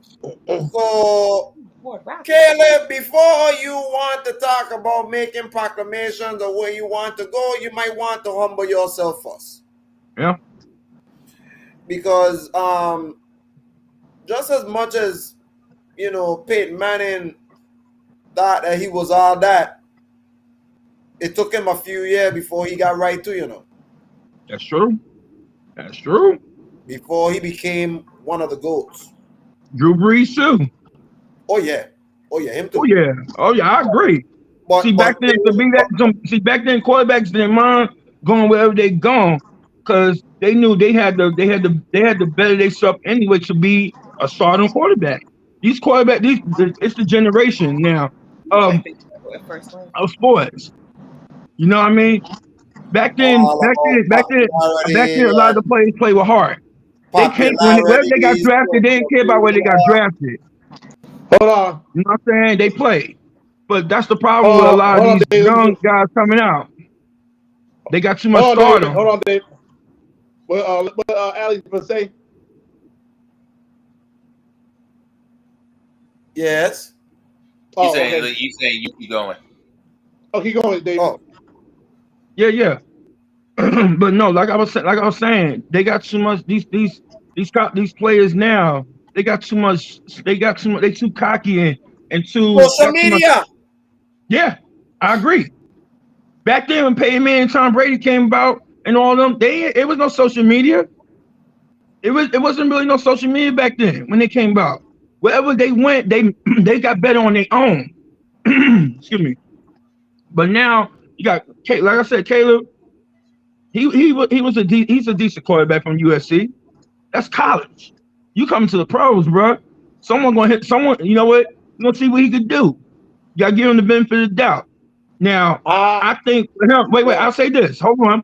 The fact that he sat there and said what he said is going to decrease his pick. It's going to decrease him as far as getting picked. Okay. He might. Don't be surprised. Don't be surprised if he don't even go in the first round. Okay. Here's my thing. Real talk. You can't sit there and say what you want to play and how you want to play, bro. If you get picked in the first round, you're gonna get paid good. You're gonna get paid good money. Yeah. All right. Be thankful because there's players out there, there's quarterbacks out there who probably is better than Caleb Williams, just not known, and they wouldn't mind going any damn where down to Indianapolis. All right. Here's my thing, David. Here's my thing. All right. Here's my clue about Caleb Williams. And I said this earlier this season, and the three musketeers can contest this. I say Caleb Williams may go mid first round, late first round, round, but no more than second round. I said that, and I'm sticking to my guns. Another thing is this: USC quarterbacks don't last long. The last USC quarterback that lasted long was a guy by the name of Carson Palmer. All these other USC quarterbacks that came through didn't last no more than 8 years at the most. Before Carson Palmer, it was Mark Sanchez, but who was he? Mark Sanchez only lasted 8 years. Whoa. He did take the Jets. Whoa. He did take the Jets. He still had one of the most dumbest plays in play. Word, I agree to that. Yeah. But I feel you. I feel you more. I feel you on that. Mm-hmm. Next subject. Yeah, and I'm gonna say, and Caleb better be lucky, because if Shador and Quinn Ayers decided they wanted to come out this year, he's going third round. Then he's going third round. I was gonna say Caleb would have been screwed even more. So he better bless his stars. And David, you thought it was a little ludicrous. David might got a little point, because if you look at really the top of the draft, they're the only ones who really need quarterbacks. Everybody else got an established quarterback, and all they need is pieces to fix their stuff. They don't need quarterbacks. Truthfully, outside of probably maybe Minnesota, maybe us. Nobody else really needs a quarterback. Oh, wait. You said Minnesota and who? Denver. And Denver. Probably Denver. Chicago needs a quarterback. No, I'm saying we're saying the top one. They don't even know what they want to do with Justin Fields. That's what I'm saying. The top three, they don't know what they want to do. I'm saying outside of the top three, Minnesota is one. Minnesota and Denver are probably the only other two that needs quarterbacks. But outside of that, nobody else needs a quarterback. Nobody else needs. You know what? I hate to say this. I'm gonna say the Giants. But they're talking about a swap. The Giants and somebody. I saw that today. Hold on. I hate the Giants. I can't stand them. But the Giants in Cleveland. What swap? They're talking about Daniel Jones to Cleveland. Yep. And Deshaun Watson to the Giants, because they said Joe Flacco that's gonna be crazy. That's gonna be crazy. They said Joe Flacco's playing well. They may as well ride with it. But they're only going to ride it for another year. No, you know why they're doing it? And they're trying to alleviate that cap space. That's not that. They're trying to get rid of that contract that they say that they spend. Watson got a big contract. They're trying to get rid of his contract. They're trying to get rid of that contract because they know it's not working. Well, it's too late now. Y'all should have did this a couple years ago. But that's I mean, we talking about the Giants. What y'all feel about Saquon? Oh, he's gone. He out of there. He's gone. Yeah. Out of there. You know what? I won't be surprised if he goes to the Chiefs. Oh, okay then. Speaking of that, we'll have to pull a little franchise. I won't be surprised. Everybody wants to win a championship. Nah. Why not go for a team that you know you can win a chip with? With Saquon, you gotta find a spot for him that's gonna be Kansas City. And I think there's a spot for him. I know a spot just for him. For him. And listen to Seattle? This. Nope. Houston. Houston. That's a good wow. Okay, yeah. You're right. Ooh, that would be that would be I don't know how long Singletary contract is. It's a 1 year, 2 year deal, and Dameon Pierce is not living up to his expectations. Saquon, right? So put Saquon. You know what? In Houston. I didn't even think about that, but yeah, you're right, man. He go to Houston. That's gonna be sick. I will have to agree with him. Yeah. I didn't even think about Houston. You're right. Hey. It's a no.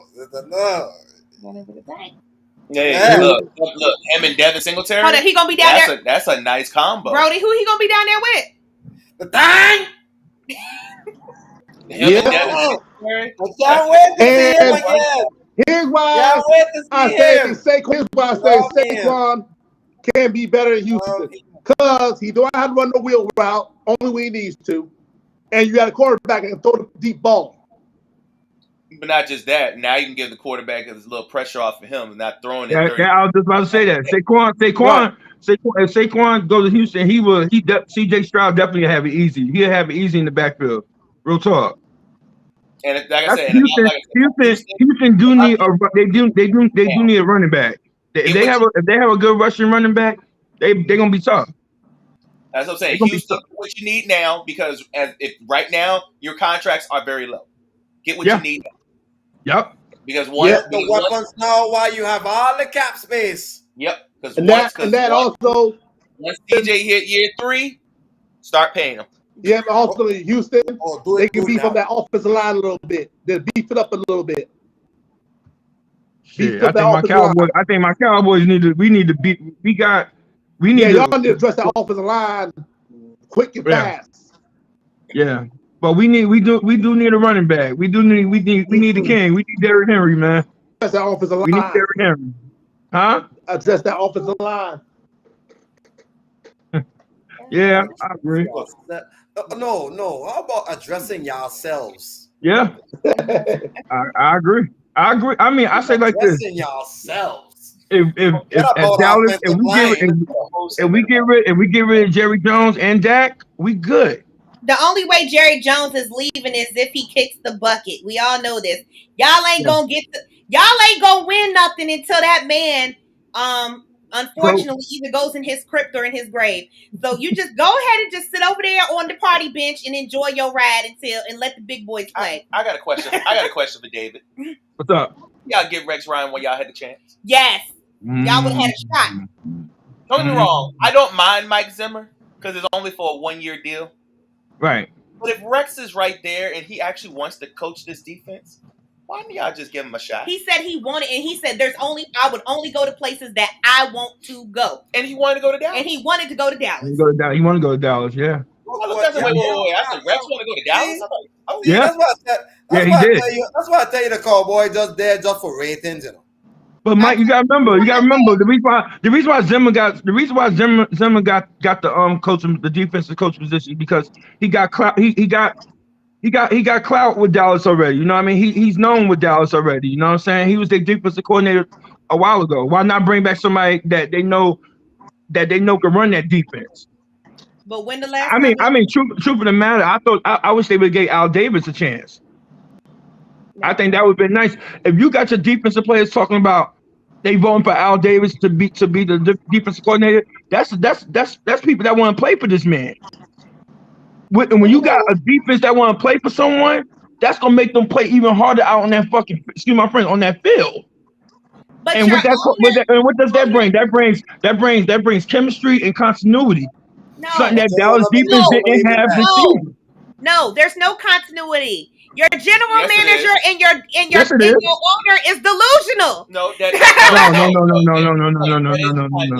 Continuity is the fact that the general manager and the owner are the only continuity that he got. Yes. That's the only continuity they got is the general manager and the owner. All right, let's move on to the next subject, please. Let's move on to the next subject. Now we got NFL out the way. Let me approach some issues like this here. Oh God, you got more receipts? Oh Lord.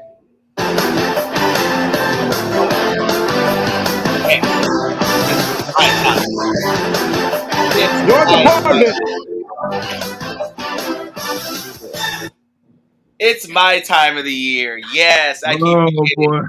With the NFL being gone, this is my segment now. Oh, Lord. Yes. Are you sure about that? Come right behind you. You sure? Are you sure? Yes, you have hockey. He has the NFL. When it comes to the association, this falls on my territory. Yes. No.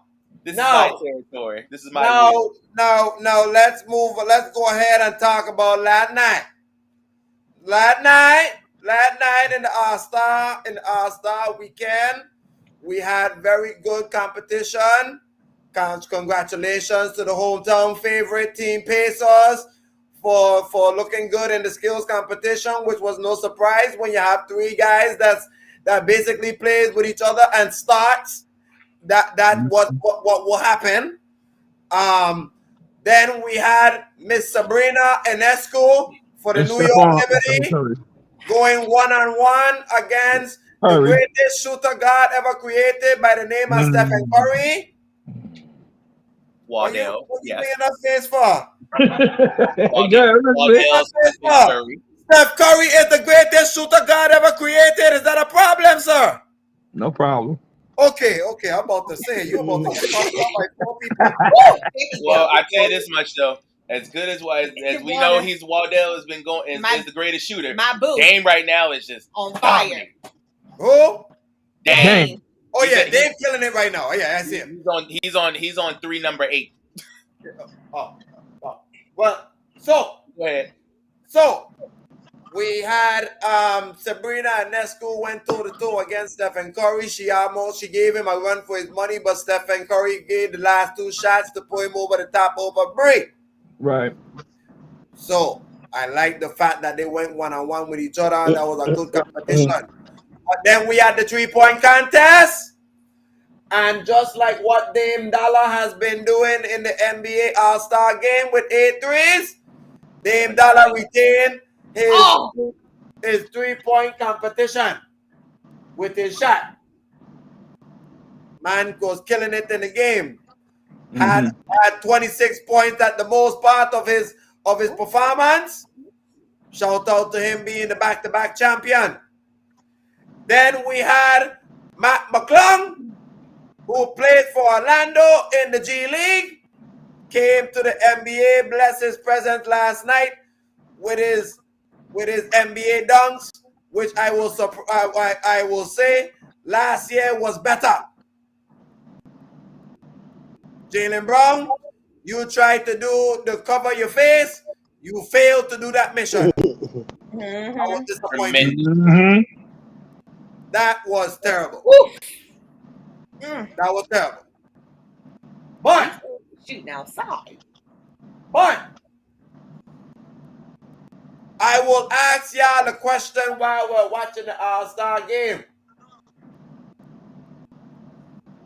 Who must make a run in the second half if they want to be title contenders? Go first. Because this is you want to go first? Oh, you want me to go first? Yes. It's your segment. You the team that needs to do it. Mm-hmm. The team that needs to do it is the team that has the 2 All-Stars that are starting right now, and that is the Bucks. That's the team that needs. The key word in that sentence is need. And if there's one team that needs to do it, it's Milwaukee. And I'm glad, and to be honest with you, this week off is what exactly, and no pun intended, the doctor ordered. They needed a week off because as of right now, they had the easiest first half. And it's about to get ugly starting Thursday night. So if I had a team that, like I said, needs to have to make a run, and especially the way that the East is shaping out, especially now that you got Tyrese Halliburton playing the way that he's playing now. He's busting ass for real. You got the Knicks about to get their guys back. Philly is finding their pieces, and when I was gonna say Philly. So if I'm, like you said, need to make a run. Shout out to Buddy Hield, by the way.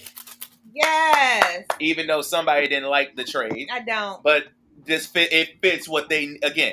Fits for the need. Fits for the need, then for what you want. It's a need, and Philly needed another shooter outside of Tyrese Maxey, and it fit perfectly. But if a need to go crazy when they get out of this break, it's Milwaukee because you're not paying 3 head coaches for nothing. You're not doing it. You're not paying 3 head coaches to not win a championship, let alone in the span of a year. when you got these two guys in their primes and you didn't really do that much in create and the trade outside of getting another defender, which happens to be shorter than everybody else, but I love him dearly. What are you talking about? Beverly. I love Beverly. Aww. But I wish it was a bigger defender instead of a smaller defender. A pest. But you address the defense part. But if a need is Milwaukee. My want to have a run, Philly. My want will be Miami. Miami is my want. Because I love what they're doing right now. They're just saying, look, I don't care who you guys are. I don't care what we got on the court. If we got guys that wants the Heat culture, that's what we're going to get. But the need is Milwaukee. Because Milwaukee was the favorite to win this right after the Dame trade. Yeah. So the need is Milwaukee. Who's next? I mean, I gotta agree with him. I say Milwaukee, Philly, and even though I'm not too big on them, the Lakers. I wish I could agree with you with the Lakers, but right now we ain't looking too hot. They're really not. Uh-oh. All right, here's my needs. But that's why y'all need to push when second starts. For real. Well, I wish they addressed in the trade deadline like what LeBron said, but they didn't do nothing. So now we gotta be stuck with what we have. All right, here's my needs. All right, Rob. All right, guys. Oh God. Here's my needs. What the hell? Oh my God. My Jesus! Was that half court? That's number 9. Was that half court? You know what's half court. Why are you being extra? No, really. I just looked up and saw it going in. Okay, my need. Continue. Okay, here it is. My need for making a playoff push is the Dallas Mavericks. I like that. Ooh, that's a good one. What about the Kings? Nope, Dallas Mavericks. Here's why I say that. Because last year they were in the same position as they were, and they didn't make the playoffs. You now one game behind for the 6th spot. If you can push it and force the Pelicans to come down there and fight, that's better for you. That's my need. Yeah. My one, OKC. That's my one. OKC. Yeah. Not mad at everybody it. Sleeping. Everybody mad at that. Everybody been sleeping on the Thunder Buddies. If I say the West, at us. If I say in the West, I got my 3 picks in the West. My 3 picks in the West, like I said, I'm not a Laker fan. I gotta say the Lakers. Here's my thing. Here's my thing. I have concern with Minnesota, aka the House of Disappointment. They ain't gonna find a way to disappoint you. So my need is the Matt want is the Thunder. David, what you said your 3 teams was? In the West, I would say to make a push, I have to say it's the Lakers. I mean I do like the Suns.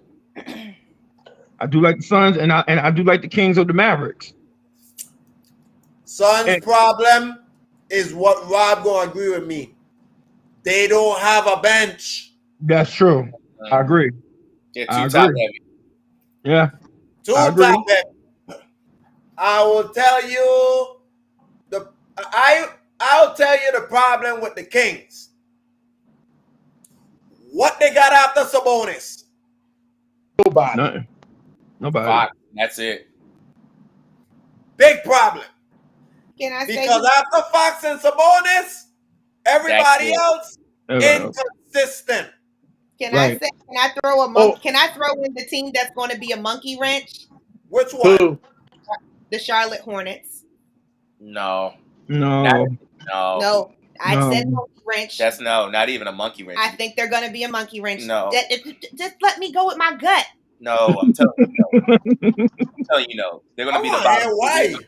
They are the bottom feeders. I know they're the bottom feeders, but that's not the monkey wrench. If I'm looking for a monkey wrench in the East, it's got to be the Hawks. I would say the Hawks. That's the monkey wrench. The Hawks been no. coming in and effing people stuff up though. But they got a good starting five, and they do got a nice little bench. That's the monkey. They just got to get it together. Yeah, that's the monkey wrench. I think it's gonna be the Hornets though. They can't even win games. They can't even games. I know, but then they sometimes they sneak out these games they should not be winning. But that's because these teams are damn near dead and going into the All-Star break. We're talking about right after a week after off.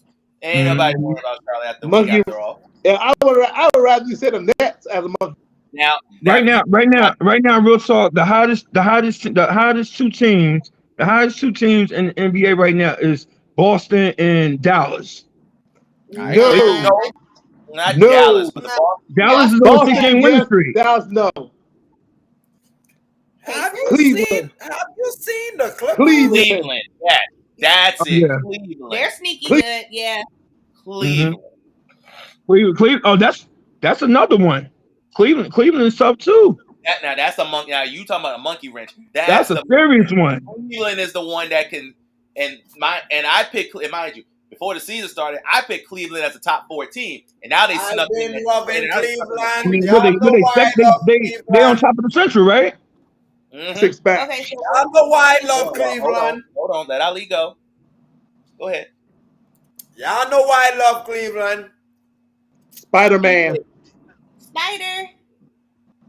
Oh, Donovan Mitchell. Mr. Reliable Spider-Man. Spidey. Spider-Man. Remember, come back. Yeah, that's gonna be a problem. That's gonna be a problem. Just remember how Donovan Mitchell plays in the playoffs. Just remember. Yep. Yeah. Just remember. Remember what that little boy can do in the playoffs. He's a beast. He's a beast in the playoffs. Hold on. I think I have a picture of that, don't I? Remember them 40-point games? Them 40, 50-point games Donovan Mitchell could do? Mm-hmm. All right. And what he been doing? Averaging almost 30 points a game. Averaging almost 30 Watch it. Yeah. Now, what she was saying, I think she was trying to address the Pacers. Now, my thing about the Pacers is, as long as Tyrese Halliburton is 100% healthy and looks like it from this week, he seems like he's back on that track. Pacers going to make the playoffs. I'm not worrying about them as long as Tyrese is healthy. How you could put them in the picture when everybody can score on them? Because even though people can score on them, they still win. They can't outrun them. They can outrun them. They cannot outrun them. The Pacers is young. They got built around Tyrese. They got built around him. They need to get some veterans. They need to get some veterans. They need another scorer. Hey Rob, let me ask you this, since you're a basketball expert. If any of Pacers, now that y'all Pascal Siakam come from Toronto, does that offense still goes at how Burton goes? No. It still does. Yeah, absolutely. Absolutely. I will make sure. So, absolutely. Like this, that offense goes. He's the primary ball handler. What I expect? That will make sure, because that offense goes as Halliburton goes. He's the primary ball handler. He's the engine of that offense. I agree. The last 2 games they played, Halliburton was averaging his 12 assists again. Which that's how I knew. I'm like, all right, he's starting to come back to where he was. So so to see that he's wait. Even though I don't like him, how do y'all feel about the Knicks? I love the Knicks. We love the Knicks. I love the Knicks. I'm at. Hold on. Don't do that. Watch. Hey. No, I love the Knicks. Honestly, I'm everything New York over here. Yeah, she's a whole. I mean, I'm born and raised Brooklyn, New York all day long. But I never been a Knicks fan. I never been a Knicks fan. Remember what y'all was saying about that Anobi trade? Mm-hmm. I told you it was a great trade. I told you that was a great trade. The fact that they did not lose DiVincenzo in that trade or Josh Hart, that was key. I said, okay, if they make this trade and don't lose any of those 2, they're going to have a chance. They got a chance. Yeah. They got a chance. They need Julius back healthy. That's the real engine. Like, don't get me wrong, Jalen is the engine, but to make it fully go the way it goes, they need Julius. Real talk. They just need a decent big man down there. They need a decent big man right along with Julius. They got one. I think they're just like the Lakers back when they won their championship. I think they're big men by committee. Okay. And I don't mind it because really those bigs in New York, all they really have to do is rebound. They don't need to score. If they score, it's a bonus. Right. But like you said, when your starting lineup is going to be Jalen Brunson, Julius Randle, DiVincenzo, and OG Anunoby, you got scores. You just need somebody to protect the rim, and they got that with Mitchell Robinson. Yeah. I like what the Knicks are doing. I just think this second half is all about them staying healthy. And I need to get into the camera for this. Head coach of the Knicks, do not burn this team out. Tom in the second Thibodeau. half. Do not burn them out. I know how you like to operate in the second half. Tips. Don't burn them out. You need every horse that you need in the playoffs. You learned that from last year when you burnt them out last year, and by the time they played Miami, they were dead and gone. Is that Hachichi? Don't burn them out. Do not burn them out. Let them have their days. You need to sit them down, let them ride out with the other younger guys because you're going to need them too to get far in the playoffs. Do not burn these stars. Fighting. We don't need nobody to come out saying like DeMarcus Lawrence said. Boy. They got they ain't have no legs and stuff like that. They were tired.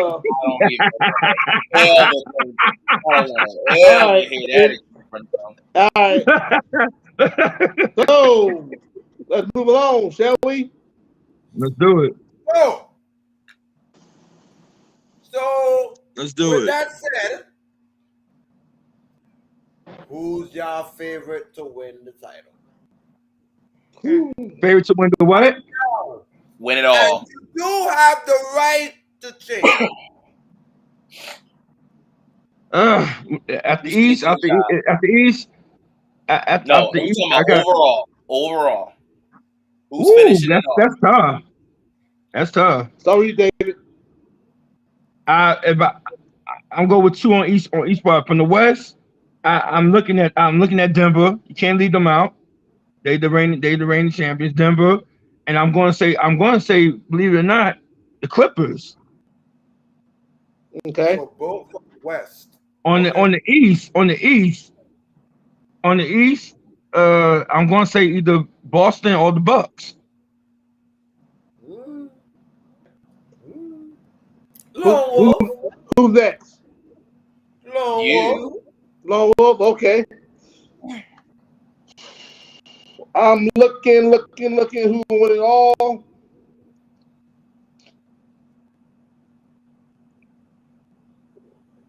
Why do I feel like the Timberwolves are like a dark horse? Because they are. You just said they're the what do you call them? I know they are the house of disappointment. Yes, I was right.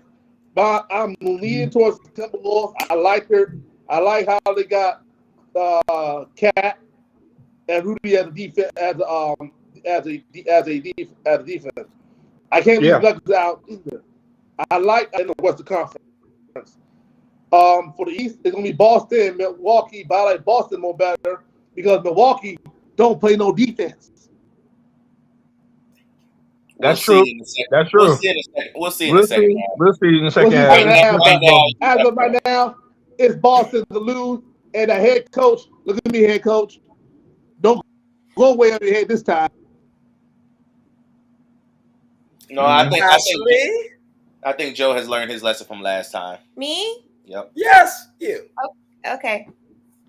So I'm gonna make the bold prediction. Mm-hmm. It's gonna be out the East. It's gonna be Boston. Period. We just not gonna even have to debate.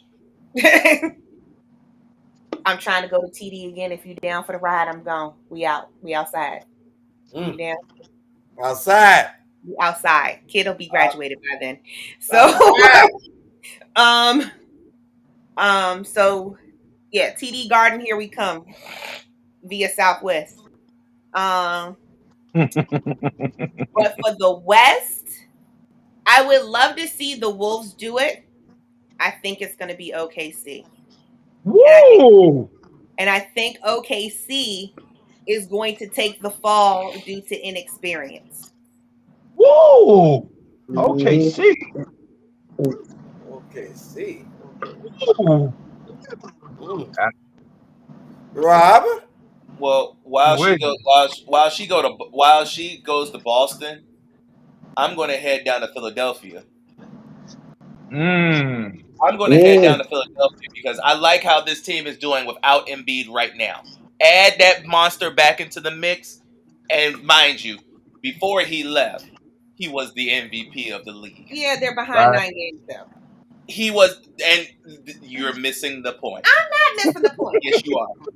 They're setting him up for the second half.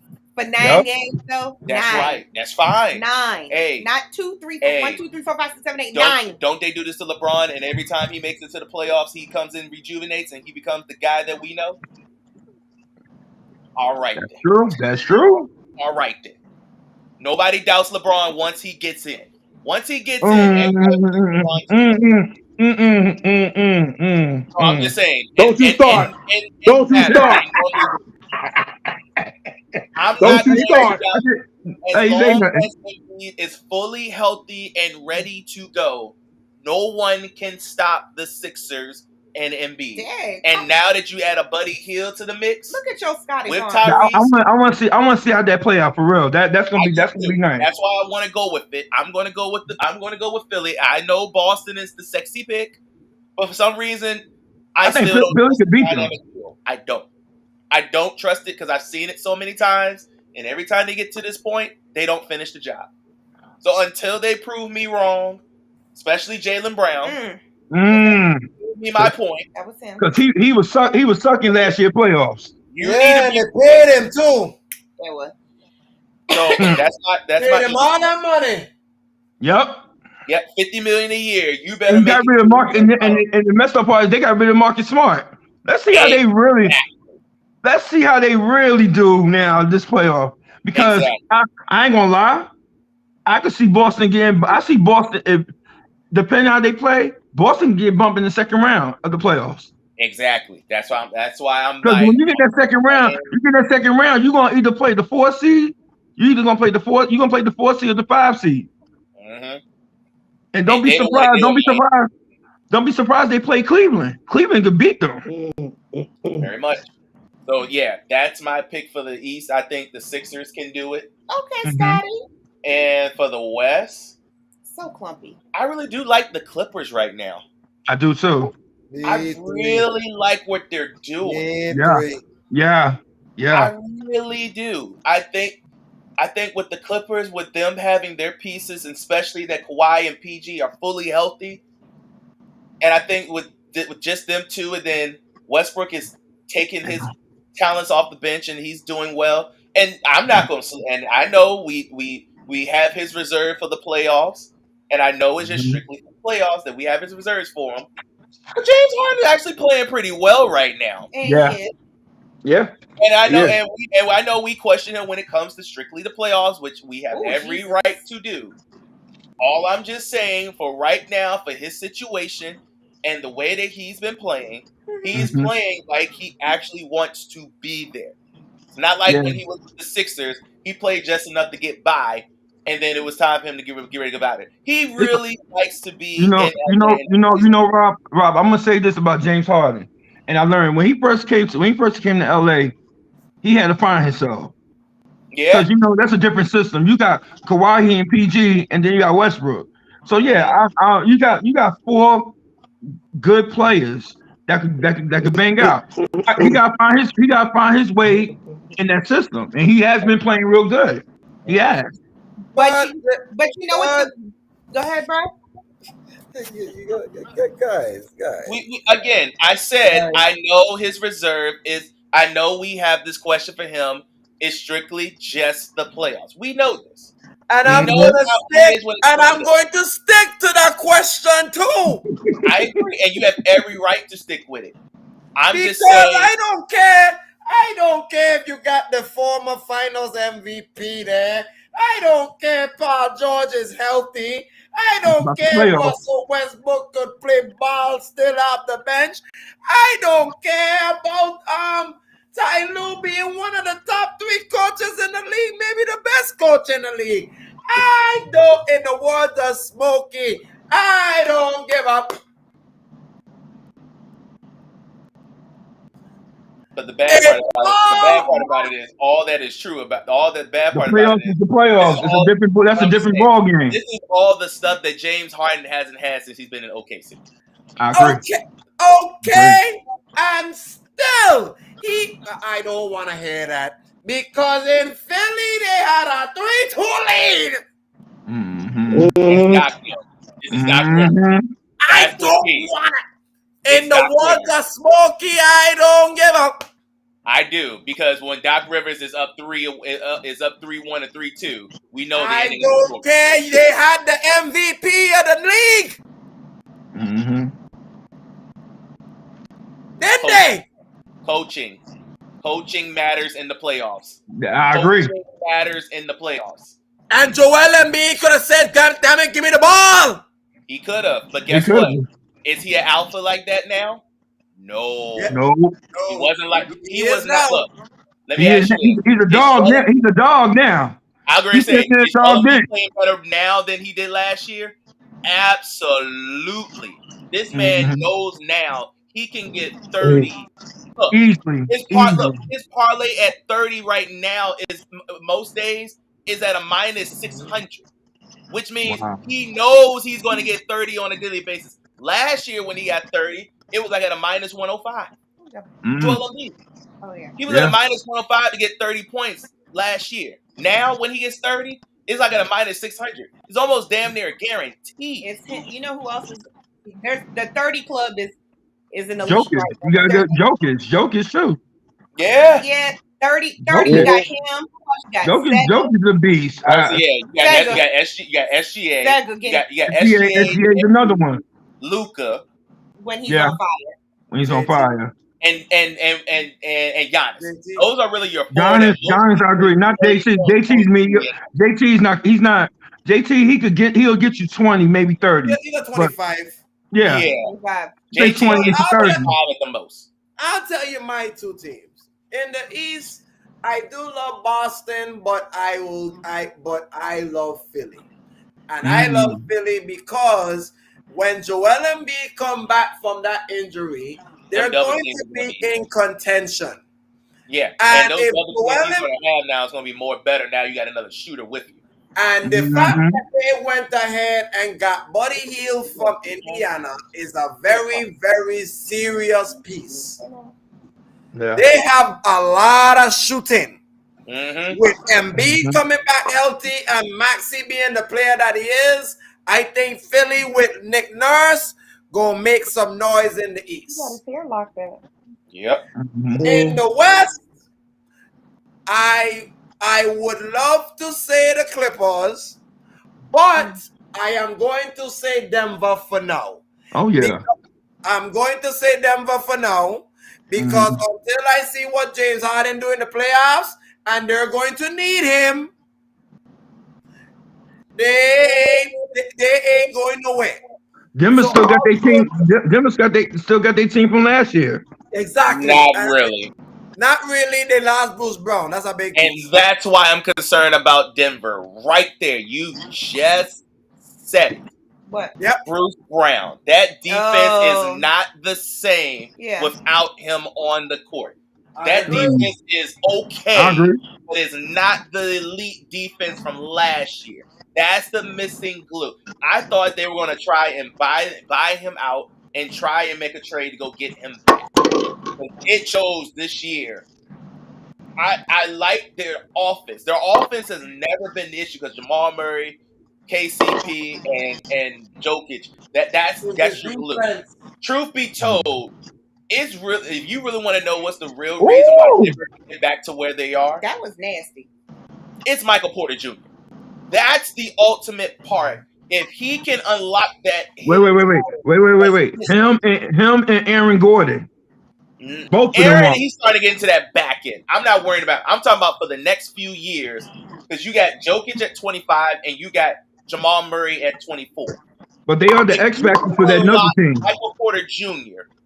Mm-hmm. He's mind you 6'10", can shoot the three. If he can get that clip to that, if he can get to that 15, 18 point range, while Jamal Murray and Jokic getting that 20, that's when you can't stop Denver. But until they unglue Michael Porter Jr., I'm going to say they'll get there, but do I trust it enough? Because the thing about I've always said about the championship teams, if you keep the nucleus and build around it, you can run it back. I like that Denver got everybody, but I'm sorry. If I had a choice between Michael Porter Jr. or Bruce Brown, if they had to do it all over again, Bruce Brown is being saved. I'm Brown over Michael Porter. I'll keep defense. I would too. I got the score. I need defense to win a championship. Yeah, I agree. So I will take Denver for now, but I would love to say the Clippers, but the Clippers need to prove James Harden needs to prove to me that he can go ahead and fight the demons off. Yeah. If fight the demons off, then I'll say the Clippers. But I can't even go with the Timberwolves with you, Lone Wolf, because the Timberwolves blow too many leads. Yeah. That's why I know that as a house of disappointment. And don't get me wrong. Don't get me wrong. With Cat and Gobert in that front court, they very dominant. They are they can be dominant.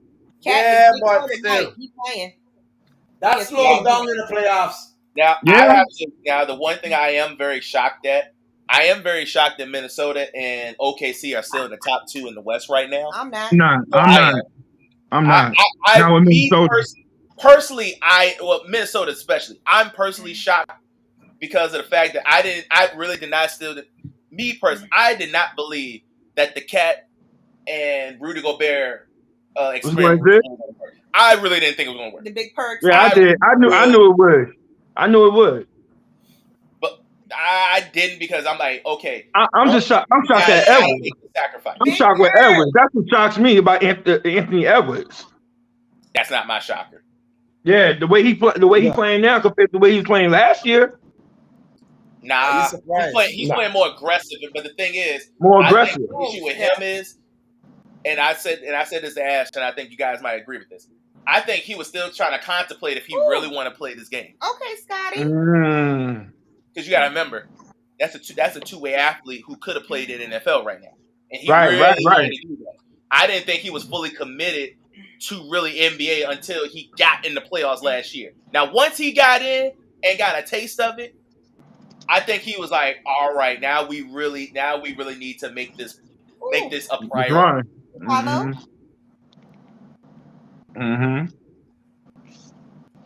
So, right.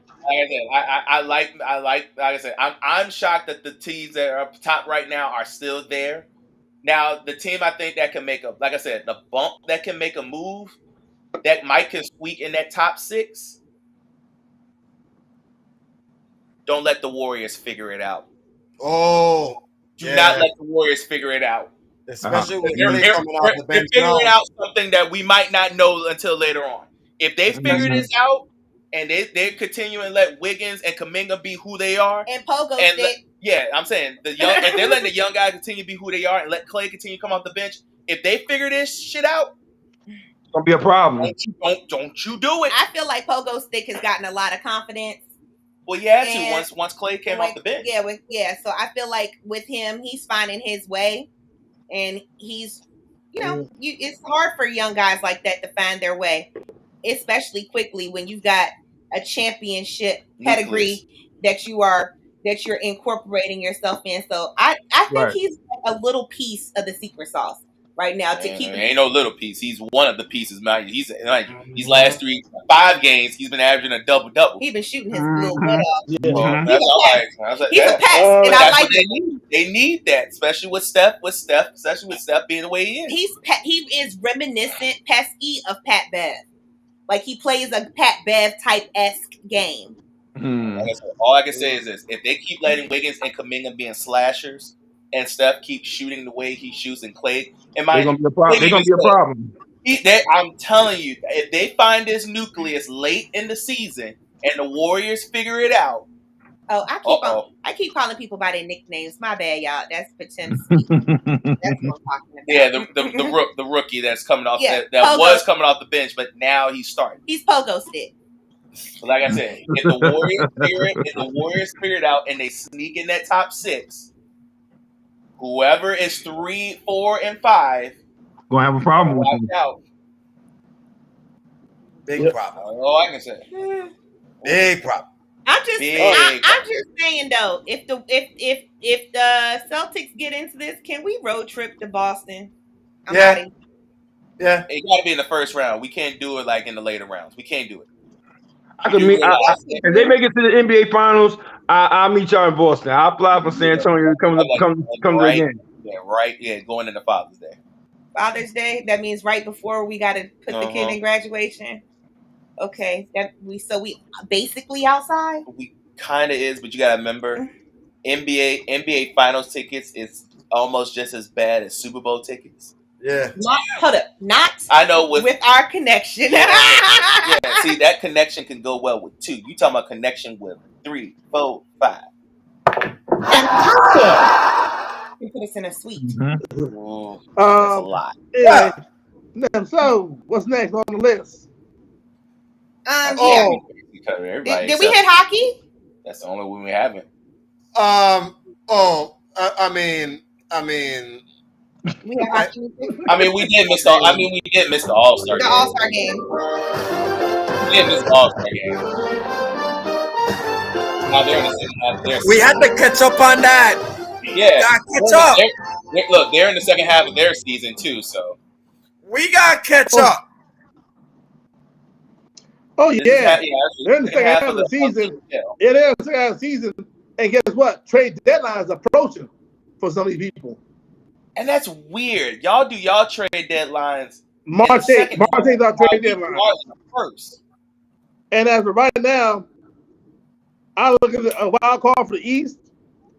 Tampa, Detroit, Jersey, Islanders, and the Capitals are fighting for the spot. The West, wild card are the Kings, St. Louis, Nashville, Minnesota, Seattle. Oh, we can vote. I'm doing it now. Oh, and on top of that, Florida, Boston, Toronto is the top 3 in their division. Rangers, Carolina, Philadelphia is in top of the division. For the West, it's Dallas, Colorado, Winnipeg, Vancouver, Vegas, Edmonton. Now, trade deadline coming on. Now I'm going to ask the question. There's only a 2-part question. Which team will not? Well, which 2 wildcard teams will make East and the West? To be honest with you, I ain't really been following hockey as much. Me neither. If I was to say a team that I ain't worrying about, I was worrying about the Oilers in the beginning of the season, but now I'm not worrying about them. They had a good winning streak going, so I like them now. But they all right. They good. They're straight. Didn't you say the New Jersey Devils been bad? At home they are. On the road, they're good. Rob, what's up with your Devils, man? I thought the Devils were gonna be good this year. Finally, right now they're 2 points out of the final wild card spot. Damn, Jack Hughes came back. Jack Hughes came back. That's terrible. Mm-hmm. Y'all try and make the playoffs? It don't look like it. Not what Detroit said. Not what Detroit said. Right from the beginning of the season, you did say your team wasn't going to be all that this year, you know. I really did. I just didn't think it would be this bad. I really didn't. God damn, you got 2 brothers that know how to skate and they can't even do shit? And to make it worse, no, I would have never thought that Detroit would be who they are right now. That's the one that's throwing me off even more. I'm like, how? I said Toronto. We figured that Maple Leafs will always find their way to get in. Carolina will get in, and then I always thought that the Rangers would be the top team of the Metropolitan, and they're proving my point. But to be behind the Detroit Red Wings, really? No, You want me to spread that to you? Of all the teams I want to be behind, that's the one I never thought. Detroit Red Wings playing some good hockey lately, though. I know. Yeah. That's the part that makes me angry. They're kind of on a rebuild. They're kind of on a rebuild, but yet they done figured it out. Yeah, and Steve Eisenman got them ready to go. The same Steve Eisenman that had Tampa Bay. Yes, that's the same Steve Eisenman that took over. I was like, ugh. I mean, I'm looking at it like this. There's some teams like this. The team that I worry about, well, I'm gonna say this. The Bruins. I think Tampa will get in there. Tampa will get in, but won't do anything. Exactly. Yeah, I say the team you need to worry about. The team you need to worry about in the Eastern Conference. I mean, you gotta say the Bruins. You gotta say the Bruins. I say the Rangers.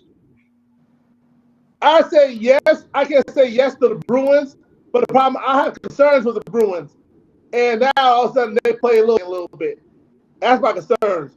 Rangers, they always get a good team in the regular season. In the playoffs, they choke. Mm-hmm. Sounds like a James Dolan team. Oh, by the way, it is a James Dolan team. It's a James Dolan team. What do you expect? So in the East, I say, okay, Tampa barely get in, and maybe New Jersey can get in. Maybe they got to fix their goaltending, and that's been their hurt. That's been Achilles. That's been their hurt Achilles. What about Philly? What about the Flyers? What about the Flyers? What you didn't know is New Jersey Devil is the worst ATS Ali. Flyers?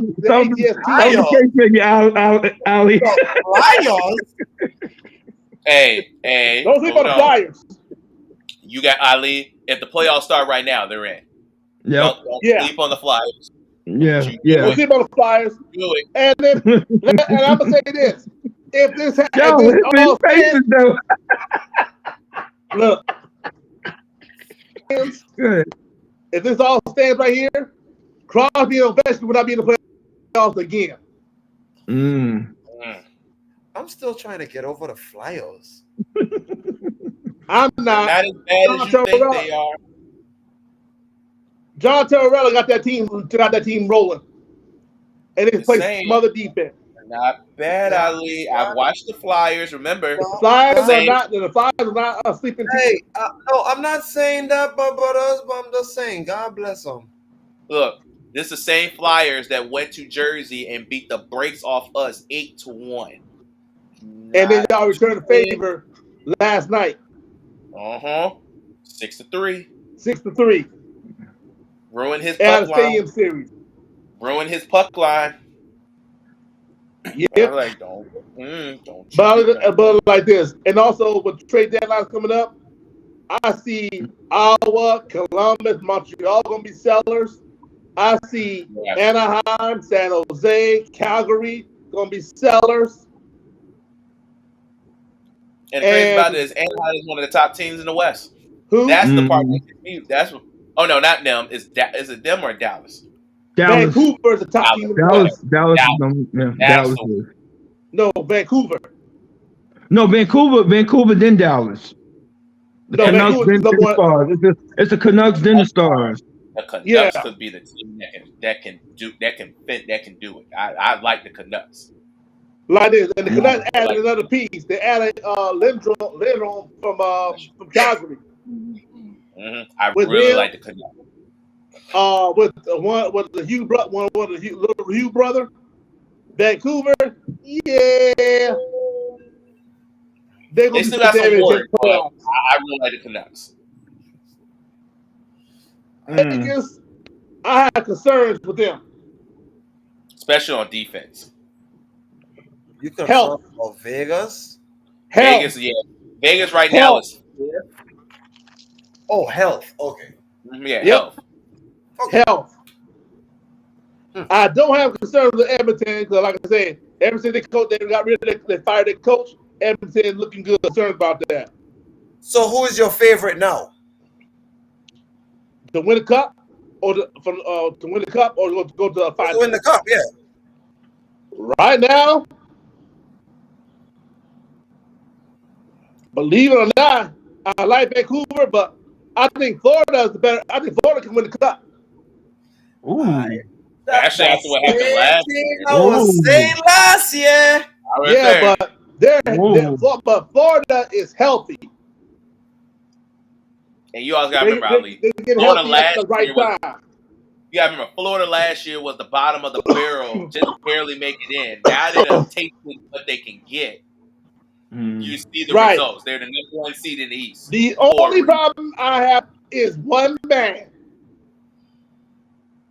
Sergei Bobrovsky. And lately, Sergei Bobrovsky been playing consistent. I don't need if Florida have problems. Yeah, if Florida won't win the cup, Sergei Bobrovsky got to play the way he is right now. He cannot play the Columbus. You see what happened last time? You screwed up a couple of my hits the last few weeks. I was like, "What the hell are you doing?" So that's Florida, but I think it'll be Vancouver. I think it'll be Vancouver and Florida in the finals. And none of those teams, I would say Vancouver, they haven't won a Stanley Cup, have they? No, they haven't won in a minute. I think so. Yeah, no, they've been in the finals, but they lost to the Bruins in 7. Now, Antonio, here's my question for you. Okay. Who's going to win the Curse Cup? Oh Lord, no. Oh God. Oh shit. That's why they picked. Man. Because you know, if you win the Curse Cup 9 times out of 10, you do not win the Stanley. So who wins the Curse Cup? Right now, Vancouver got the lead on that. I guess they ain't winning the cup. Now here's my follow-up. Will there ever be a team that wins both the same year? Are we gonna get to 400 points? The way politics is, anything is possible. I say it's going to be hard because you got teams that you didn't know that they're that good and they're dangerous, become more dangerous in the playoffs. Florida was a prime example. Not that the Bruins in the first round. That was a prime example. But if Vancouver somehow wins the curse, I call it the Curse Cup, the Curse Championship Trophy, they might go a little bit further than Boston last year. But I think if I'm going to pick a dark horse from the West, Edmonton might be the guy. Because I always say this: thou shalt not bet against Connor McDavid. Nope. Oh God.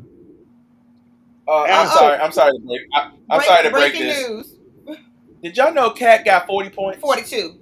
Yeah. 42. Big purr. He purring. Purr.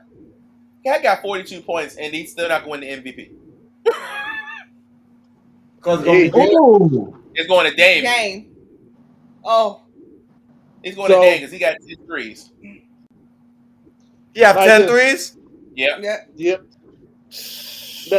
Now the concern with the Toronto is they blow leads.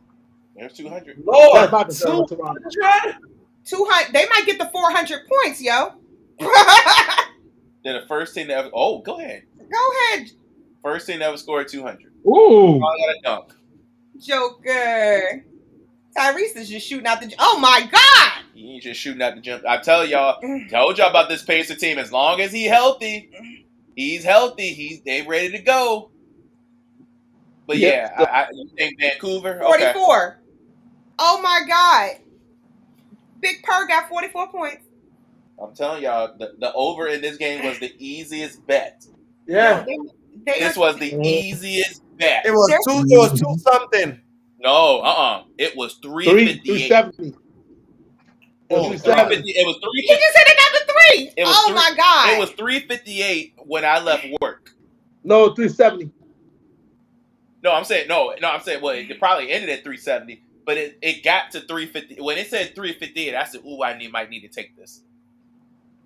Oh, that joint hit with. Oh yeah, whoever took over on this game, you are blessed. Honestly, it's the easiest. To be honest with you, it's the easiest bet to make.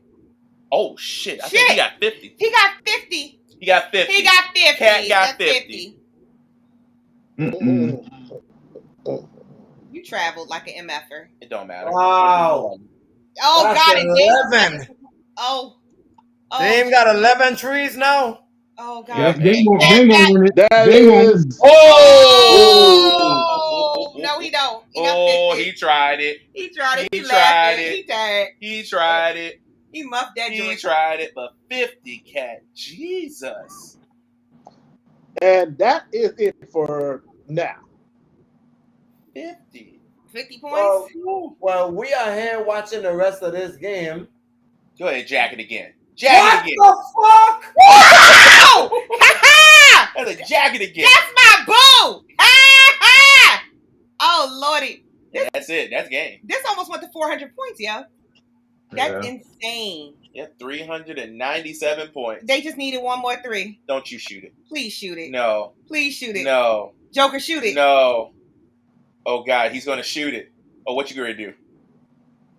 Oh, shit. Oh, you missed it. You big bitch. You big bitch. With 397 points. Great day. And they won't even playing hard. No, Dame was. Dame was playing. Dame was playing. But Cat looked like he was just having fun. Crazy is Cat got most of his buckets in the second half. In the paint. And it was all in the paint. No, it ain't all the paint. That meant he was shooting. Yeah, but he was shooting. Crazy. Yeah, he was letting that loose. They ain't gonna win the MVP though. It's going to Dame. We all know this. It's going to Dame. It's Dame time. We all know where it's going. Time. We know it's going to Dame. Dame had a great weekend. He hit 4 threes. Y'all can't just call him Cat. He Big Purr. Big Purr. Big Purr. But in the equation, he ain't Baby Cat. That's Big Purr. Dame had 39. Dame had 39. With 11 threes, right? 11 threes. Yep. He had 11 and Tyrese had 10. Woo! Jesus Christ. How many points Tyrese wound up with? You said who? How many points Tyrese wound up with? 32. 30 something. 32. Don't be surprised they give it to him. It is in Indiana. It is in Indiana. But I think it's going to Dame. It should go to Mr. It's Time. It probably go to Dame. It should go to Dame. Mm-hmm. It can go to Dame. It's Dame all day. Even though Big Purr. Yeah. Oh. He kitty cat. They didn't win. Oh, they didn't win. If they would have won, this will go to Cat. Because Cat will be the first person to ever come off the bench and drop 50 points and win the MVP. The last person that dropped 50 and won it was Anthony Davis. When they won it in New Orleans. Yep. That was 2 years ago, right? Oh, longer than that. That's my New Orleans. That was before he got traded. About 5 years. About 4 or 5 years. Yeah, you're right. Longer than that. This is before he got traded to the It's about 6 or 7 almost years. 6. Oh wow. Almost 6. I misspoke. My bad. But Cat. If the West would have won, I think Cat would have won the MVP. Y'all know how I feel about Damian Lillard. But it's definitely going to Dame. There's no way it cannot go to nobody else but Dame. Outside of Tyrese. Now, Tyrese would have had a 40. That might have probably gone to him. But I think the 11 threes, I think that's what really is going to sell it. They are really pushing pickleball. Hey, don't you sleep on pickleball. Do not I didn't sleep on it. I just said they are really pushing it. Oh, boy. Okay, so guys, next time we come on here, we will get in more into the college because y'all know March Madness is approaching. Tar Heel, baby. Tar Heel. Oh Lord. UNC all day.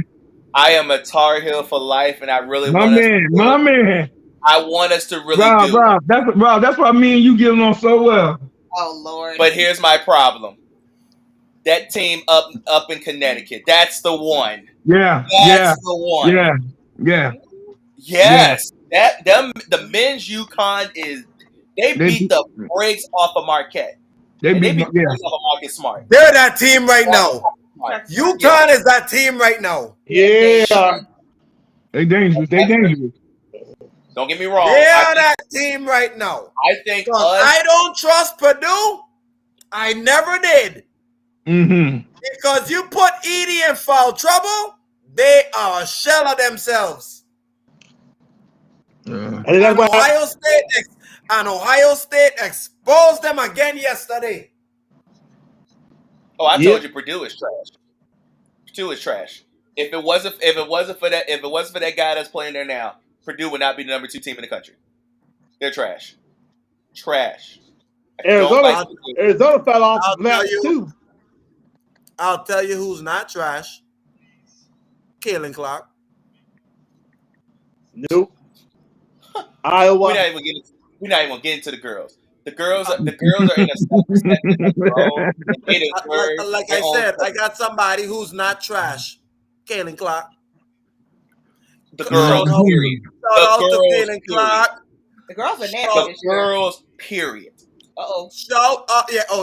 The girls, I have another thing to say about them, but Kalen That's Clark, what I'm going to say. They get their own segment of their own.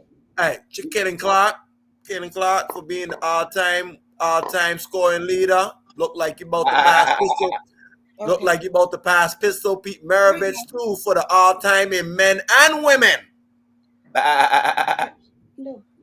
Yep, she is. And I will give a few shout outs. Shout out to Paige Beckers for UConn to coming back for another year.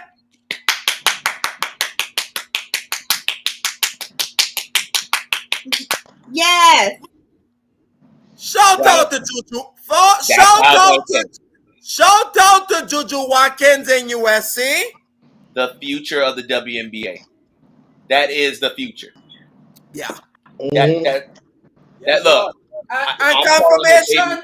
I call her Baby Cheryl. Confirmation.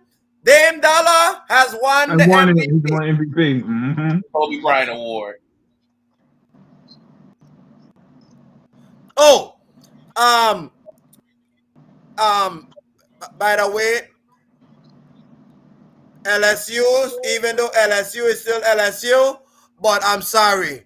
As long as Don Staley is still the head coach of the South Carolina Gamecocks, South Carolina gonna reign.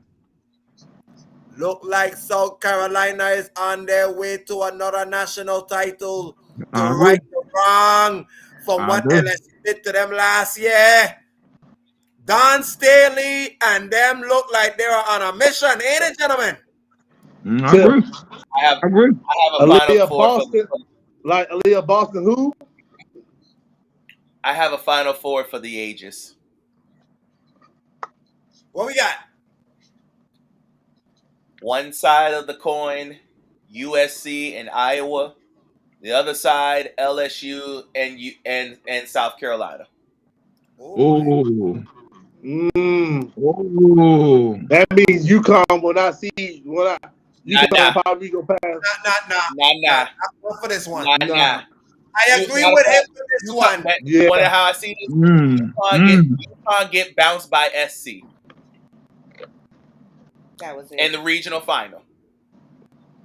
UConn gonna get. You think SC would beat UConn? Yes. Yeah. Yes. Juju will murder them.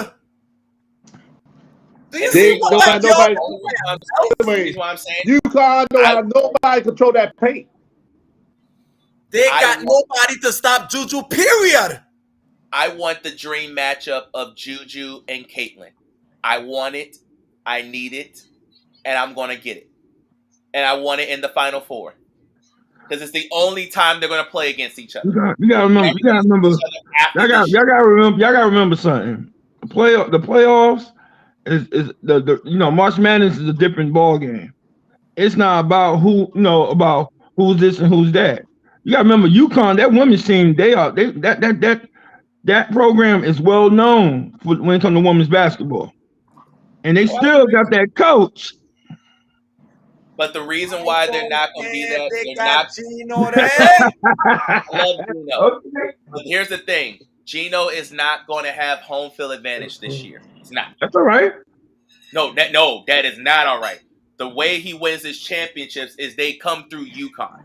They come through UConn They come first. through UConn. Mm-hmm. Gino has not won a championship that he's got to go through somebody else outside of the Final Four. Every Gino championship has started in UConn when it comes to the tournament.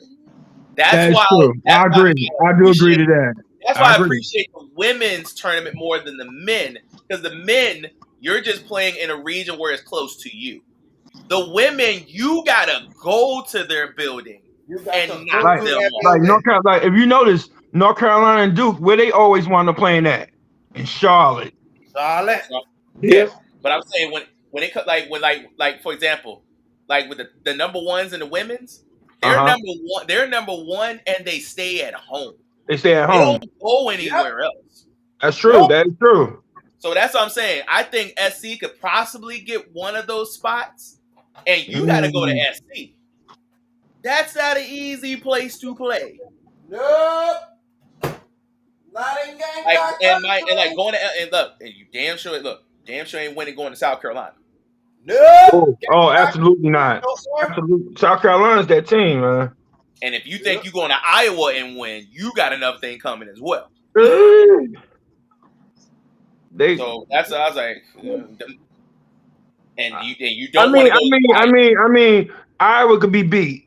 Ohio State could beat them. Can be beat, but that means you got to beat her. And right now, there's only maybe a handful of teams I can see go to Iowa and beat her.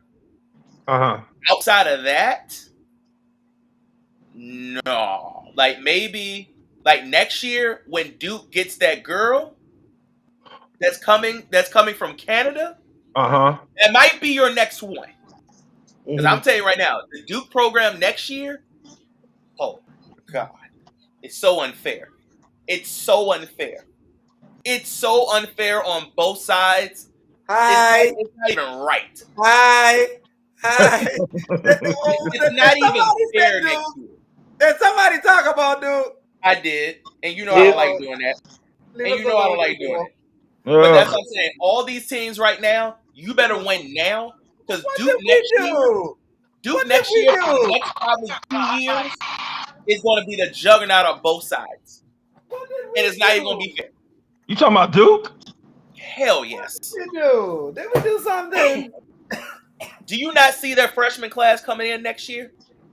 That freshman class on both sides is the best freshman class both sides has ever had in a long time.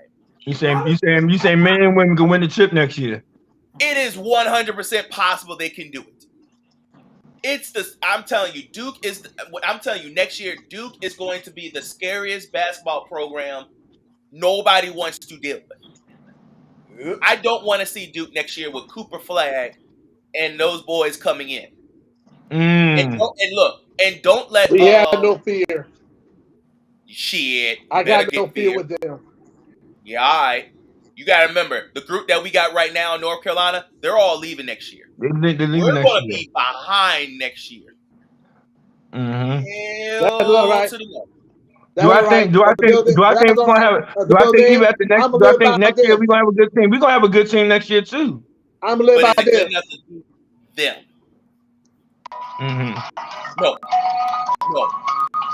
No. Wow. We played a lot of catching up. Now it's time to have a players week, a rest to come back next week to talk about the NBA after the All-Star break.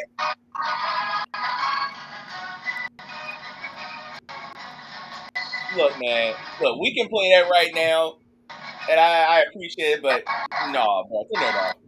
I'm playing it. No, cut that off. We still got to go to Chapel. We still got to go to Cameron Indoor to play the real thing. Look, That's Ali, what I'm he saying. don't know no better. He don't You know. What? Wait, Ali. You like Duke? Duke is your team? Oh, absolutely. We gotta Like was Ramrados in Cameron Indoor Stadium. You got like Yeah. y'all know it's gonna be a war. It's always a war. It's always a war. It's always a war when Tar Heels and Duke play. Just like when they come to Chapel Hill. Yep. It's guaranteed two things. A lot of blood and it's gonna be close. Close too. War too. Yeah. All that. Oh yeah. So please, Lone Wolf, chill out. That celebration to yourself. Yeah, chill out. Poor Wait, Lone Wolf. I didn't say nothing. Lone Wolf. Who was your college team? He's Carolina too. I'm Carolina. Oh Lord, really? Mm-hmm. Oh my God. Yeah, don't get me wrong. This is a Tar Heel section. Mm-hmm. But that one right there. Look, it will be different. It'd be different if we went to Duke and won the first one. Yeah. Then you could play that song because we know they ain't gonna come. They're not coming to Dean Dome and beat us. But the fact that we got to go to Cameron, the last game of the season, relax. I think you know what? We could, and we gonna win that game too. We gonna win that game. It's always we just beat them by what 9 in the Ding Dome. It's gonna be a close game. All the games always close. We're gonna beat them by like 3, maybe 4, 5. Y'all do realize with Babcock being there, he has not won a game yet in Cameron Indoor. The politics. I don't trust him worth a damn. I understand. Not that.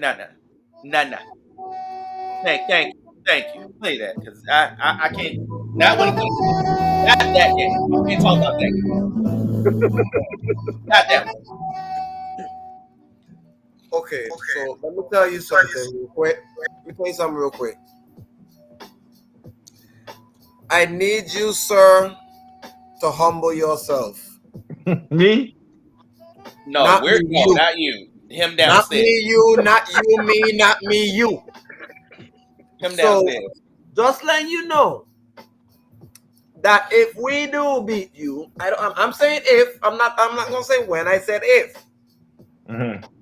If we beat y'all in our house, I would like for your ass, your clear-skinned, gray-headed ass, to bring your ass on this show so I could humiliate you and try to explain to you like your other two contemporaries tried to explain to you. Humble yourself, young man. Because if you think the Cameron crazies have forgotten what y'all did to us in Chapel Hill, you got life fucked up. And anyways, it's for me to be gone. Rob, Lone Wolf, David, and Chefrazzi, we're out of here and see you next week. Shut your ass. Y'all have a good one.